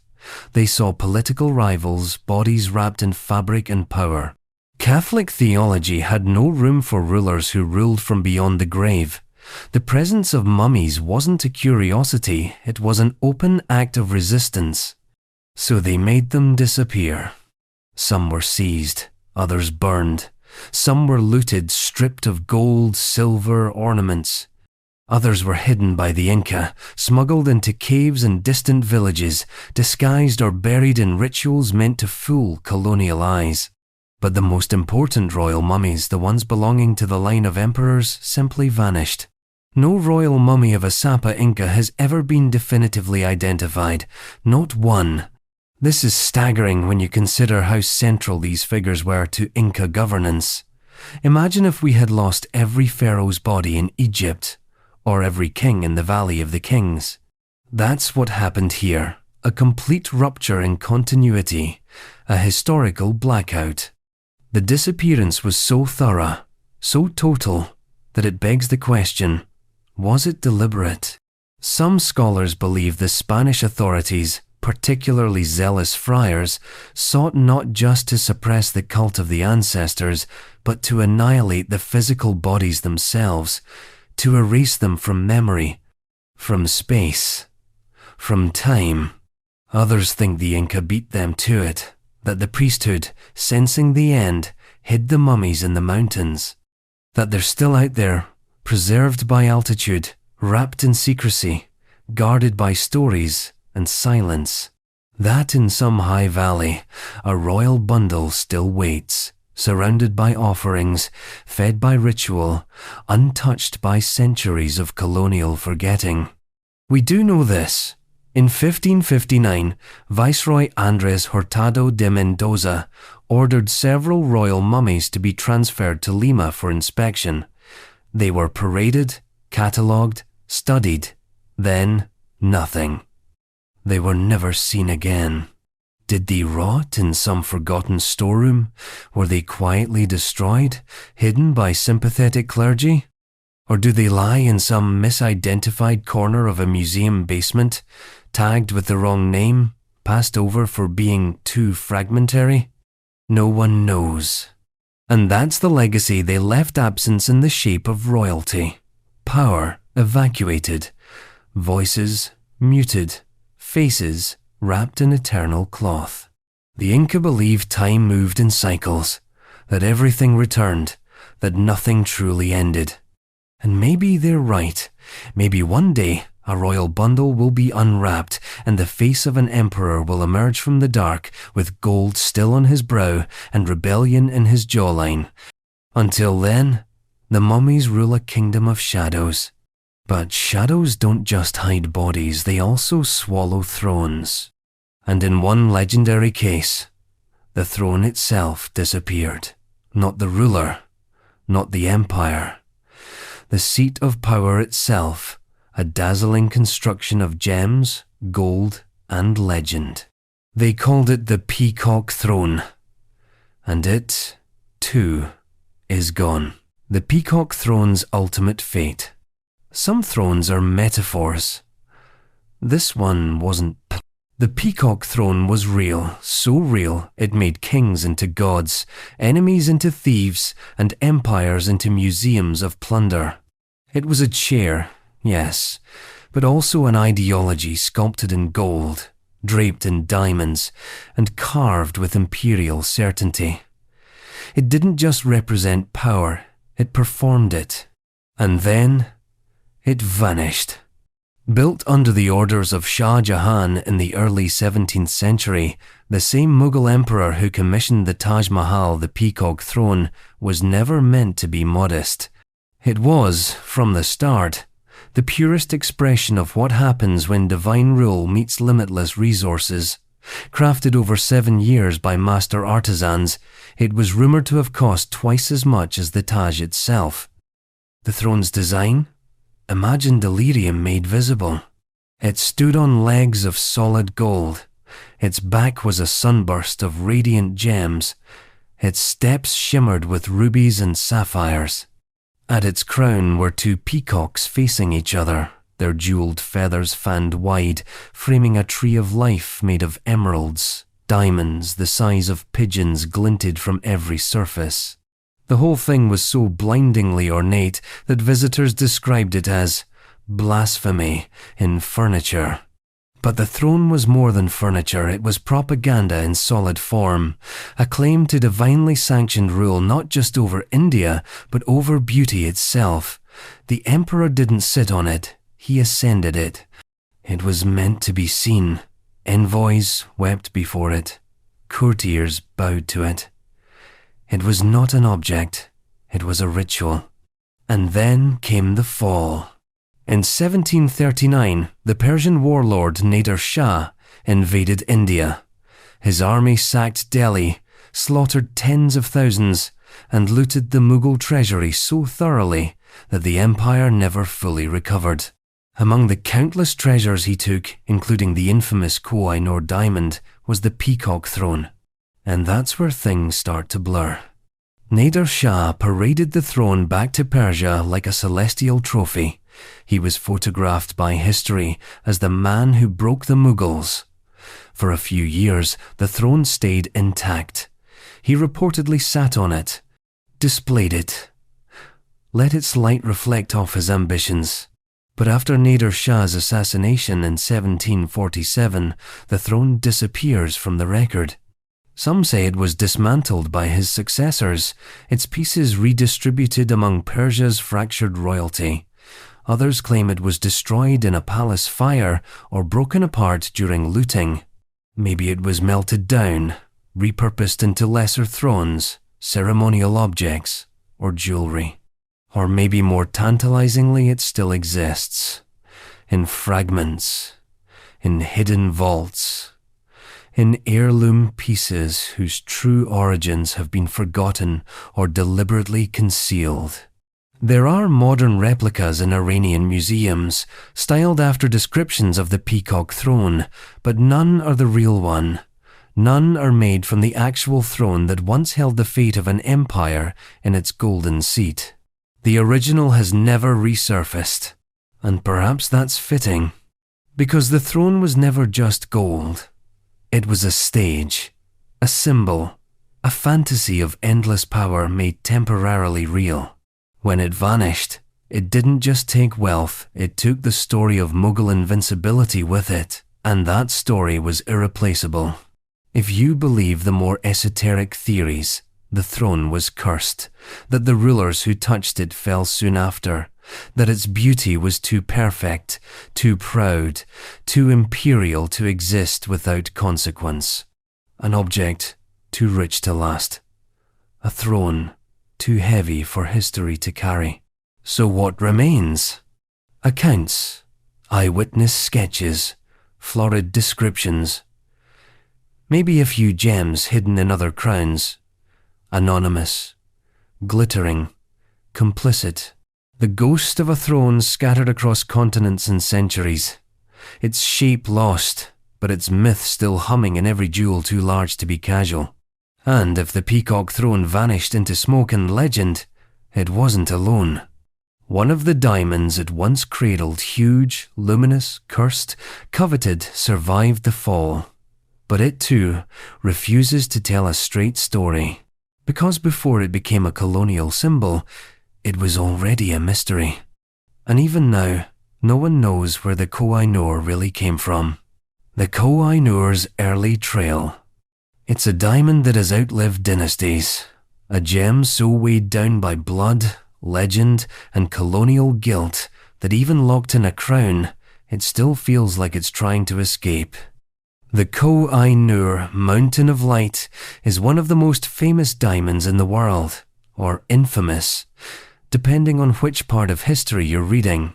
And while its modern chapters are etched in imperial controversy and museum lighting, its early history is a mist, a shimmer, a whispered trail of power, passed hand to trembling hand. No one knows exactly where it came from. That's the first mystery. Unlike other royal jewels whose provenance is pinned down by treaties, dowries, or corpse inventories, the Koh-i-Noor emerges into history already wrapped in contradiction.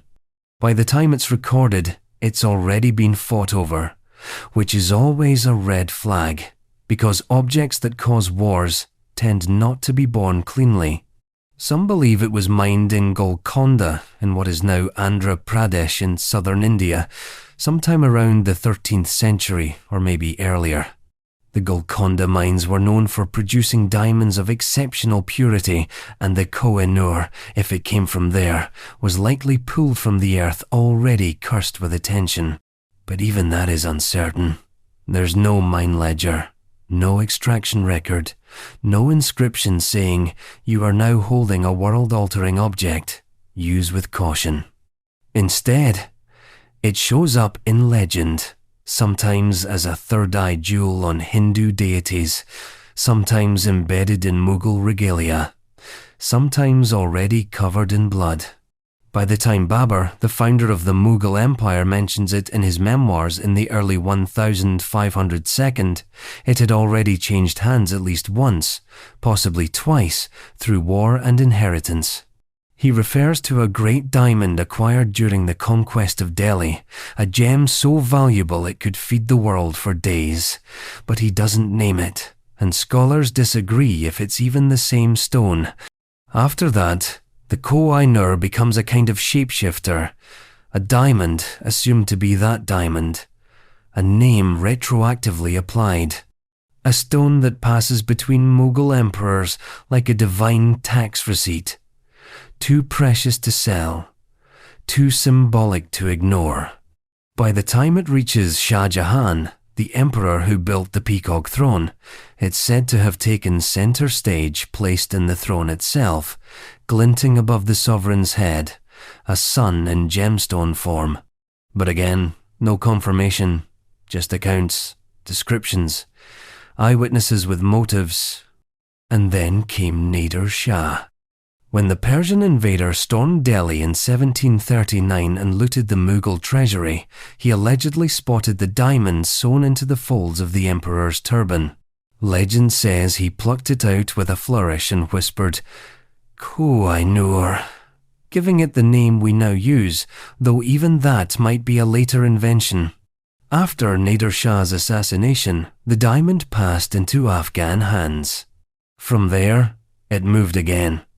This time toward Punjab, eventually landing with Ranjit Singh, the Lion of the Punjab, who cherished it not just as a gem, but as a political trophy, a holy relic, a symbol of Sikh power. And then the British came. We know what happened after that: annexation, dismantling of empire, a boy king forced to gift the stone to the crown. The diamond displayed in London as if it had been rescued, not taken. Queen Victoria wore it. Later, it was set into a coronation crown. Today, it sits in the Tower of London, heavily guarded, diplomatically radioactive. But what happened before all that? That's where things go soft. The early path of the Koh-i-Noor is a series of maybes. No one agrees on its original cut. No one can trace its unbroken ownership. Even its supposed curse that any man who wears it will meet ruin may have been a post-colonial invention, written in hindsight after it left a trail of blindings, assassinations, betrayals, and imperial falls. Was it one diamond or a composite? Did it change shape? Was the original recut beyond recognition? Is the stone in London even the real Koh-i-Noor? No one can say for certain. And that's the power of objects like this. Their history is not a timeline, it's a fog bank. They are symbols, myths you can wear, weapons dressed as ornaments. And while the Koh-i-Noor may sit behind glass now, its weight hasn't lessened. Its early trail remains lost, and maybe deliberately so. Because knowing too much would force history to choose a side. And nobody wants to be the museum that admits it owns a ghost. But the trail of royal disappearance doesn't stop with diamonds. Some emperors lost more than treasures, they lost pieces of themselves. Like the Ottoman ruler whose heart, they say, was buried far from his body, somewhere in enemy soil, still beating in controversy. Suleiman the Magnificent's heart tomb. By the time he died, Suleiman was already legend. 10 campaigns, 4 wives, 26 children, 30 years of war, 400 poems. The architect of the Ottoman Golden Age and the shadow behind half of Europe's nightmares. In the West, he was called the Magnificent. In the East, the Lawgiver. Either way, he didn't ask for those names. He earned them. And yet, his heart quite literally is missing. Or at least, not where it's supposed to be. The official records state that Suleiman the Magnificent died on the 6th of September, 1566, during the siege of Sigedvar, in what is now southern Hungary. He was 71 ancient by Ottoman imperial standards, and still leading his army into battle. Not from the rear, not from the comfort of a campaign tent, from the front. But his death didn't stop the siege. In fact, it was hidden. His death was kept secret by his Grand Vizier, Sokolu Mehmed Pasha, who feared the morale collapse that would follow if the army knew their emperor was gone. So while Ottoman troops battered the fortress walls and prepared for their final push, Suleiman's body was carefully wrapped, preserved with herbs and wax, and shipped back to Constantinople under cover of darkness. But before that journey began, according to legend, his heart was removed. Why? It depends on who's telling the story. Some say it was a spiritual act, the emperor's heart left behind in the land he died for, as a token of imperial devotion. Others say it was a logistical decision, easier to preserve and transport the body without the organ. Some whisper it was an old Turkic tradition that part of the ruler should be buried at the site of conquest to mark the soul's final victory. Either way, the heart stayed behind, and where exactly it was buried has been a mystery ever since. For centuries, locals in Sigedvar believed that Suleiman's heart, along with some of his internal organs, was entombed near the battlefield. Not in a grand imperial tomb, but beneath a humble turbe, a small Ottoman mausoleum. Nearby, a mosque and military outpost were built, forming a kind of sacred outpost in Christian Europe. A shrine not to religion, but to empire. But after the Ottomans retreated and the Austrians took control, the site was erased. Literally. The buildings were leveled, the grave markers shattered, the ground re-sown with new architecture and new memory. Over time, the location of the turbe faded from maps and minds alike. The soil buried the past, and Suleiman's heart, if it was ever there, vanished beneath centuries of denial. Only in recent years did archaeologists begin to rediscover what might be the long-lost heart tomb. Foundations of Ottoman buildings were found, soil anomalies, ceramics. Some scholars declared they had finally located this sacred site using maps, satellite imaging, and Ottoman texts. Others disagreed. The evidence was circumstantial, the fragments inconclusive. No coffin, no human remains, and certainly no preserved heart in a box, waiting patiently for verification. Just the idea of Suleiman, an echo, a rumor with historical credentials. But even if they found it, what would they find? A heart 5 centuries old would be gone. Dust, at best, a stain in the soil, at worst, a metaphor. And that might be the point. Because the heart tomb was never about anatomy, it was about presence. Suleiman died on foreign soil and refused to fully leave. He ruled with sword and pen, mosque and cannon, and when he died, he claimed the land not just with blood, but with himself. His actual tomb, back in Istanbul, is grand and imperial adjacent to the Suleymaniye Mosque, his architectural legacy. His sarcophagus rests beneath domes and Quranic verses. Tourists visit. Guides explain. Photographs are taken. But it's the missing part of him, the heart, that still causes tremors. Because the heart is where rulers become symbols. And missing hearts, those are for saints, martyrs, or kings who knew how to stay in multiple places at once. And he's not the only one.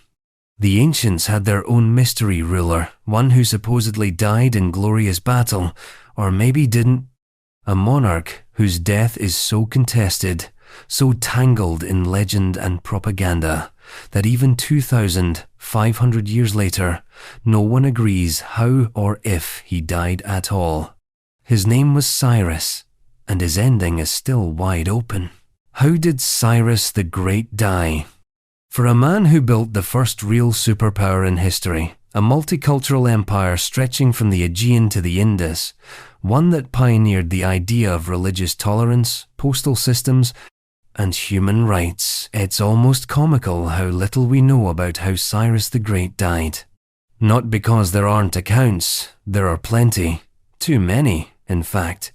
The problem is they all contradict each other, and every single one of them smells like propaganda, guesswork, or poetic license.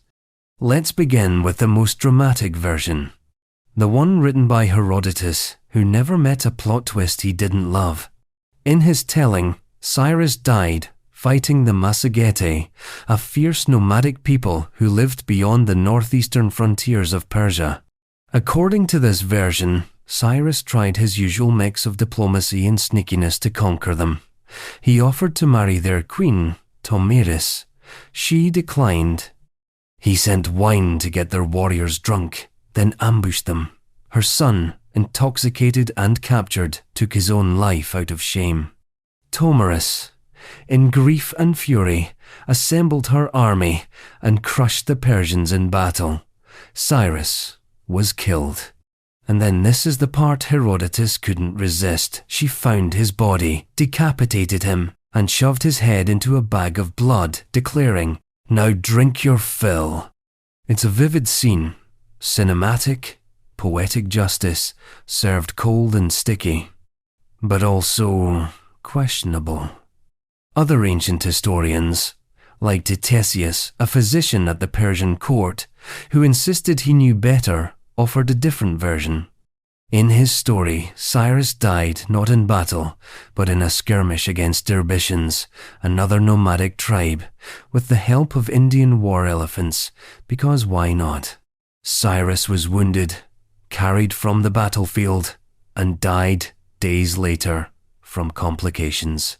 Ctesias also claimed Cyrus's body was retrieved and buried in peace at Pasargadae, his capital, in a tomb he had prepared for himself. The tomb still exists today, a simple, austere stone monument standing alone in a desert plain. Alexander the Great visited it centuries later and reportedly wept at the humility of its design. But the battle? The wounds? The elephants? No archaeological evidence confirms any of it. Still others suggest Cyrus died peacefully, in bed. An old king with a long life. A good death. Boring. Convenient. But nothing about Cyrus was boring. He had conquered Babylon not with violence, but with strategy. He'd marched in as a liberator, not an invader. He'd respected the gods of the people he conquered. He allowed exiled peoples like the Jews to return to their homelands and rebuild their temples. He built roads, minted coins, and treated kings like governors and gods like negotiable partners. So the idea that this ruler, whose life was a blend of idealism and empire, would end it all in a messy border war with a steppe queen or quietly slip away from infection just doesn't sit right. And perhaps that's the point. Cyrus wasn't supposed to just die. His death was supposed to mean something. And so history rushed in to fill the silence with stories. Violent ends, glorious defeats, moral parables. And the body? Well, that's another mystery. His tomb at Pasargadae was looted long ago. When Alexander arrived, the coffin was reportedly empty. The gold and robes gone. No body, no remains. Just a stone box and fading inscriptions. No one knows when or how the tomb was robbed, or if it ever actually held Cyrus's body at all. Which leads to the most unsettling possibility. That Cyrus disappeared twice. Once from the battlefield, and once from his own grave. There's something fitting in that. A king who built the first empire, built on pluralism, tolerance, and political myth, slipping into legend himself. A man who wrote history with policy rather than monuments, who governed through reputation more than fear. He became too big for one ending. And he's not alone in that category. Because across the Red Sea, in the lands of incense and split allegiances, another royal enigma has outlived empires and excavators alike. A queen, maybe. A monarch, possibly. A legend, definitely. She was the Queen of Sheba, and no one can even agree where she ruled from. Who was the Queen of Sheba, and where was her capital? She appears once and is never forgotten. In a swirl of incense, gold, riddles, and silk, the Queen of Sheba steps into the story of Solomon and then exits just as quickly, leaving behind 1,000 years of theological echo, poetic speculation, and geopolitical arguments disguised as archaeology. Sheba, one of the most elusive ancient kingdoms ever mentioned in scripture, a kingdom so rich it needed no introduction. Its queen unnamed in most accounts, unnamed but unforgettable travels with a caravan so long it clogs the horizon. Camels sagging under gold, spices perfuming the desert for miles. She arrives in Jerusalem not with war, but with questions. And riddles. Always the riddles. Her mission? To test Solomon's wisdom, to see if the stories were true, to find out if the king who could control demons and speak to animals had anything to say to a mortal queen. He passed. Depending on which version you read, they debated theology, or trade routes, or the nature of life. They exchanged gifts. They traded riddles and loaded silences. Some say she converted to his faith. Others say she went home pregnant. Some say she seduced him. Others insist he tricked her. The Book of Kings goes quiet after her visit. The Quran retells her tale under the name Bilqis, with jinn, talking birds, and a flying throne thrown in for flair. But the question still hanging in the desert air is this: who was she? And more importantly, where was her kingdom? The traditional answer? Yemen. More specifically, the ancient Sabaean kingdom, centered around Ma'rib, in what is now modern-day Yemen. The Sabaeans were a powerful South Arabian civilization, rich from incense trade, skilled in irrigation and architecture. They built dams, temples, cities lined with columns. The title Queen of Sheba fits like a royal glove. But there's a problem. Archaeology doesn't confirm her existence. No inscriptions mentioning her by name, no royal tomb, no carved relief showing her caravan leaving for Jerusalem. The Sabaean queens that do appear in records come centuries after Solomon's supposed reign. And while some argue the legend may have drawn from earlier oral traditions, the timeline gets shaky fast. So we move across the sea to Ethiopia, because Ethiopian tradition tells a different story. There, she's not the Queen of Sheba, she's Makeda. And her story doesn't end in Jerusalem, it begins there. According to the Ethiopian national epic, Kebra Nagast, the glory of kings, Makeda visited Solomon, was given wisdom and a son Menelik I, who later returned to Jerusalem as a young man. Solomon welcomed him and tried to keep him. But Menelik left, taking with him not just Solomon's bloodline but the Ark of the Covenant. Yes, that Ark. The story claims it was brought to Axum, where it remains today in a secret chapel guarded by a single monk. But that's another mystery. What matters here is this. Ethiopian monarchs, for centuries, claimed descent from Solomon and Makeda. It wasn't just a myth. It was a foundation, a political theology that legitimized rule. That made Ethiopia not just another African kingdom, but the final heir of biblical royalty. So who's right? Was Sheba in South Arabia or East Africa? Was Makeda Sabaean, Aksumite, a hybrid of both? Some scholars suggest Sheba was a cultural zone that spanned both sides of the Red Sea, with overlapping trade, language, and belief. That the queen was real, but her story passed through so many filters, so many mouths and motives, that the details now flicker like desert mirages. We search for her in ruins, in temple inscriptions, in DNA lines, in legend. We find fragments, pillars in Marib, coins in Axum, references in ancient geographies, but no final answer. No capital city confirmed, no throne room excavated, no tomb with a queen's name etched in gold. Only stories. And maybe that's the point. Maybe Sheba is a threshold, not a location. A queen who stepped into myth because history could not hold her. A figure so magnetic that multiple cultures claimed her, remade her, married her to their gods and kings. She's not just missing. She's everywhere. And, while she haunts 2 continents, another ruler half a world away left only his bones, or rather, the absence of them. Because when Kamehameha the Great died, his people didn't build a pyramid. They hid him. Kamehameha's secret burial. He conquered the Hawaiian Islands with fire and diplomacy, unified a scattered archipelago through sheer force of will, stood firm as Western powers arrived with guns, God, and germs.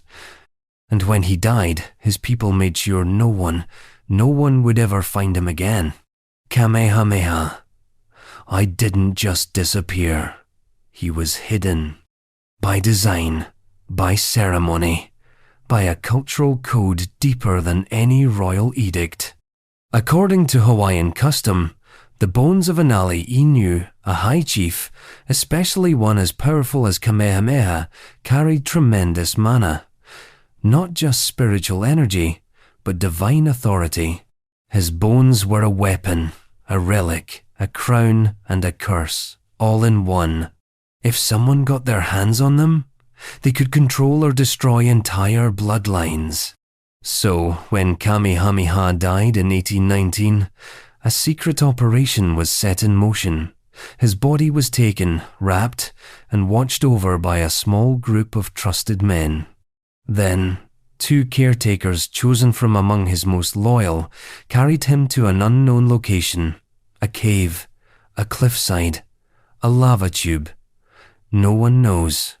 They buried him in silence, and then they vanished. There are no maps, no markers, no chants passed down through generations that would betray the location. These men likely took the knowledge to their graves. Because that was the point. Kamehameha's mana had to be protected, not displayed. His tomb is not a monument, it's a secret. There have been theories, of course, whispered guesses. Some say the burial site lies on the cliffs of Kohala, where Kamehameha was born. Others suggest it's in a sea cave only accessible during low tide, or a lava tube sealed shut by deliberate collapse. In the 19th and 20th centuries, the pressure to find Kamehameha's remains grew louder, mostly from Western anthropologists and colonial administrators who couldn't comprehend a royal legacy that existed without a shrine. They wanted a tomb, something they could fence off and photograph. But native Hawaiians refused. Even when Kamehameha's direct descendants were tracked and high-ranking Hawaiians were pressured to reveal what they knew, the silence held. That silence is the burial. Some scholars have argued that even if the site were found, revealing it would be a profound act of cultural violence. Not just a violation of Kamehameha's dignity, but a betrayal of the very concept of mana itself. A desecration masquerading as archaeology. Because this isn't just about bones. It's about a worldview. Kamehameha's burial represents something most modern cultures can't process. The idea that not knowing is sometimes sacred. That forgetting, when done intentionally, can be an act of preservation. In Hawaiian belief, the body is not just a shell. It holds the residual force of a life lived in alignment or conflict with the gods. And Kamehameha's life was anything but mild. He had seen omens, made war, united kingdoms, met with foreign powers and weighed their gifts against his people's future. When he died, his bones weren't just remains, they were narrative artifacts. So, they hid them. Because power that great cannot be left lying around. Even today, the state of Hawaii recognizes the 11th of August as a day to honor his memory, but the location of his remains remains deliberately unknown. Tourists visit statues, children chant his genealogy, but the man himself is still buried somewhere out there in lava and secrecy. It's the kind of mystery that resists solving. Because the truth wouldn't satisfy. The truth would diminish the myth. The truth would become a pin on Google Maps, and someone would charge admission. Instead, Kamehameha is both present and absent. A king made eternal not by preservation, but by erasure. And in that erasure, he joins a larger lineage of royals whose final moments were obscured, contested, or rewritten.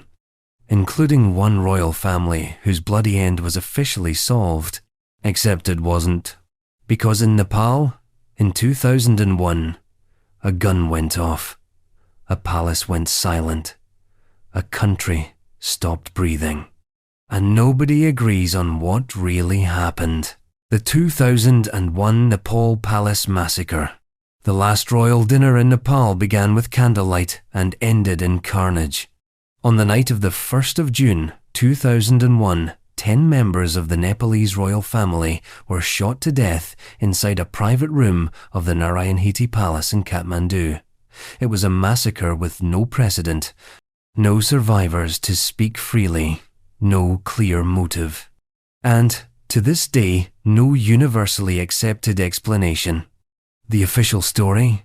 Crown Prince Dipendra did it. That's what the government said. That's what the press repeated. That's what the history books hesitantly wrote down in ink that still hasn't dried. They claimed the 9-year-old heir to the throne entered the family gathering heavily intoxicated, angry over a dispute with his parents, specifically over his choice of bride. He wanted to marry a woman of his own choosing, Devyani Rana. His mother, Queen Aishwarya, objected. His father, King Birendra, didn't intervene. That night, the prince reportedly drank heavily, smoked cannabis, and took a dive into his personal armory.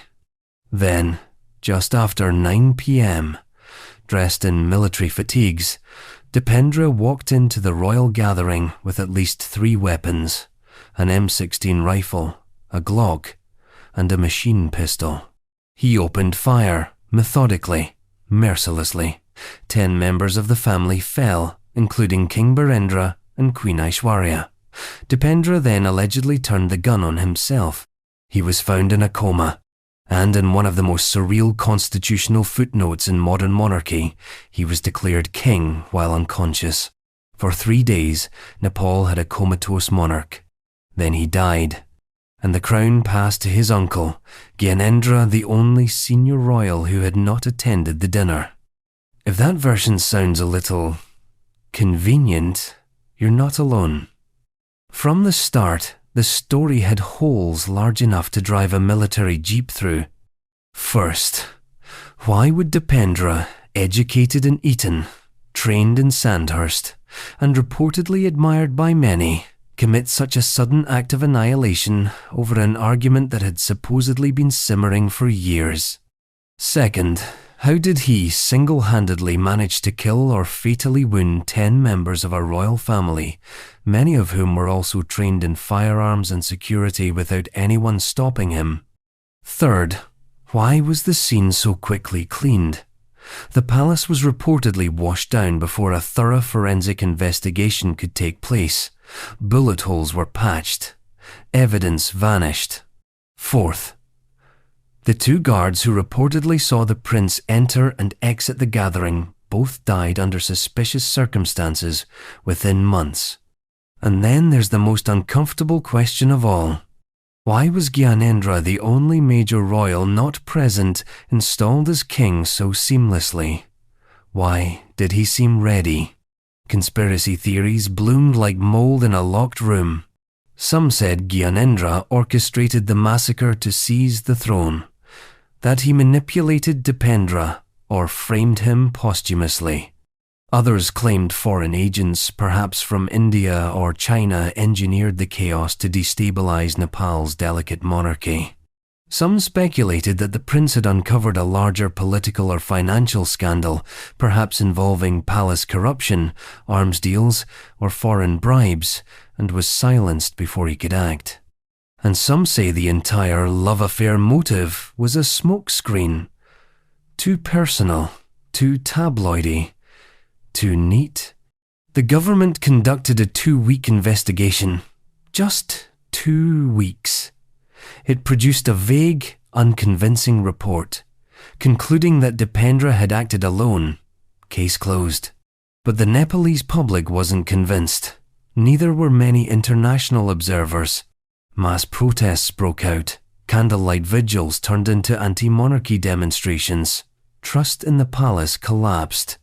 And from that night forward, the monarchy was living on borrowed time. By 2008, it was gone. Nepal became a republic. The centuries-old Shah dynasty was dismantled with barely a whimper. The massacre hadn't just killed a family, it had killed a system.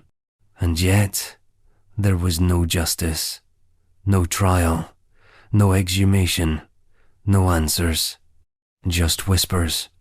The kind that linger in palace corridors, the kind that echo under locked gates, the kind that follow the last remaining survivors of an ancient bloodline as they try to live ordinary lives under extraordinary shadows. And while Nepal's royal mystery remains tangled in silence, another imperial legacy hides beneath layers of stone and smoke far to the east beneath Vietnamese soil. Because the body of Emperor Quang Trung is still missing. And the question is, was it ever buried at all? Emperor Quang Trung's lost tomb. In life, he moved like fire. Nguyen Hue, better known by his regnal title, Emperor Quang Trung, was a man who reshaped Vietnam with the kind of velocity that makes historians dizzy. A peasant-born genius turned warlord turned emperor, he didn't just win battles, he unraveled centuries of Chinese domination, crushed rival dynasties, and tried to rebuild an entire nation with brute intelligence and sheer force of will. And then, abruptly, he died. In 1792, just a few years after his most stunning victories, Quang Trung collapsed in his palace in Phu Xuan, now Hue, still in his prime. No violent end, no battlefield blaze. Just sudden illness, or exhaustion, or something darker. The records are frustratingly vague, and that's just the beginning of the mystery. Because after his death, after the mourning, the rituals, the panic, his body vanished. No tomb has ever been conclusively identified as his, no monument in his name, no imperial mausoleum, not even a marker hidden in a forgotten grove. The man who broke the Tring lords, who humiliated the Qing army at the Battle of Ngok, Hui Dong Da, who nearly changed the future of Southeast Asia, simply evaporated into the soil of history. This is not how emperors are supposed to go. Vietnamese tradition, particularly among ruling dynasties, placed immense importance on imperial burial.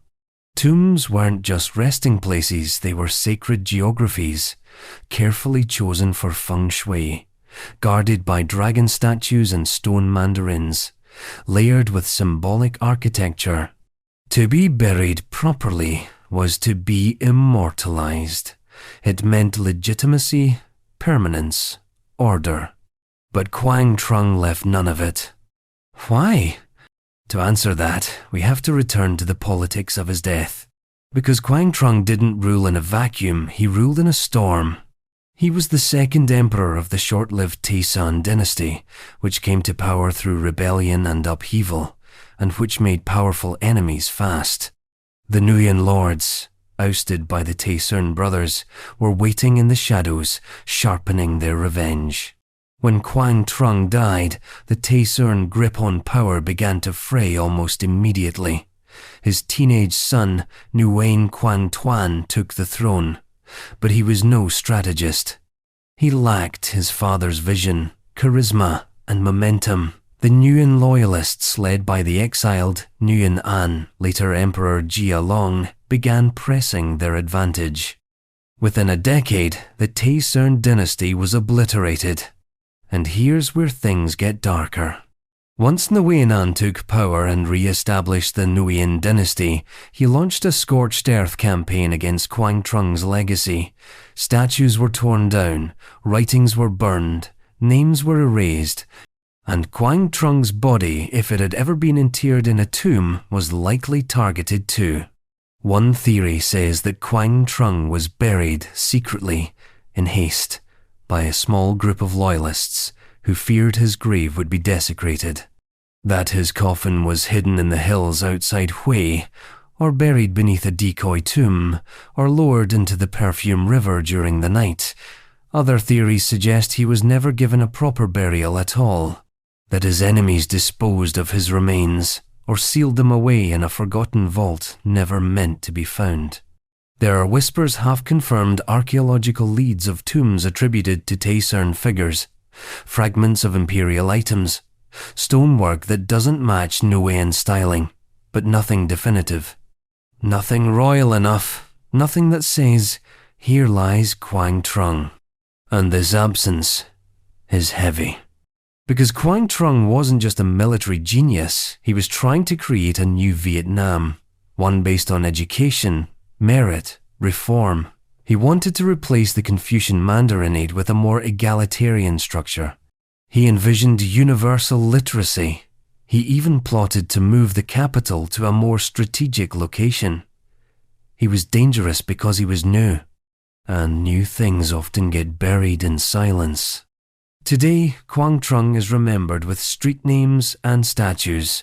He's honored in textbooks, in speeches, in memorial shrines, but not with a tomb. And so his legacy is missing its foundation, its literal body. A man who tried to reshape his country lies somewhere beneath it, nameless. And that's the final cruelty. His enemies erased his grave, but they couldn't erase the myth. Quang Trung's ghost still haunts Vietnam, not as a king, but as an unanswered question. A monarch without a mausoleum, a revolution without a resting place. And as his mystery brings us to the edge of our journey, we begin to see the pattern. Across continents, cultures, centuries, royal power has a strange afterlife, one that refuses clarity, resists finality, and often, quite literally, disappears.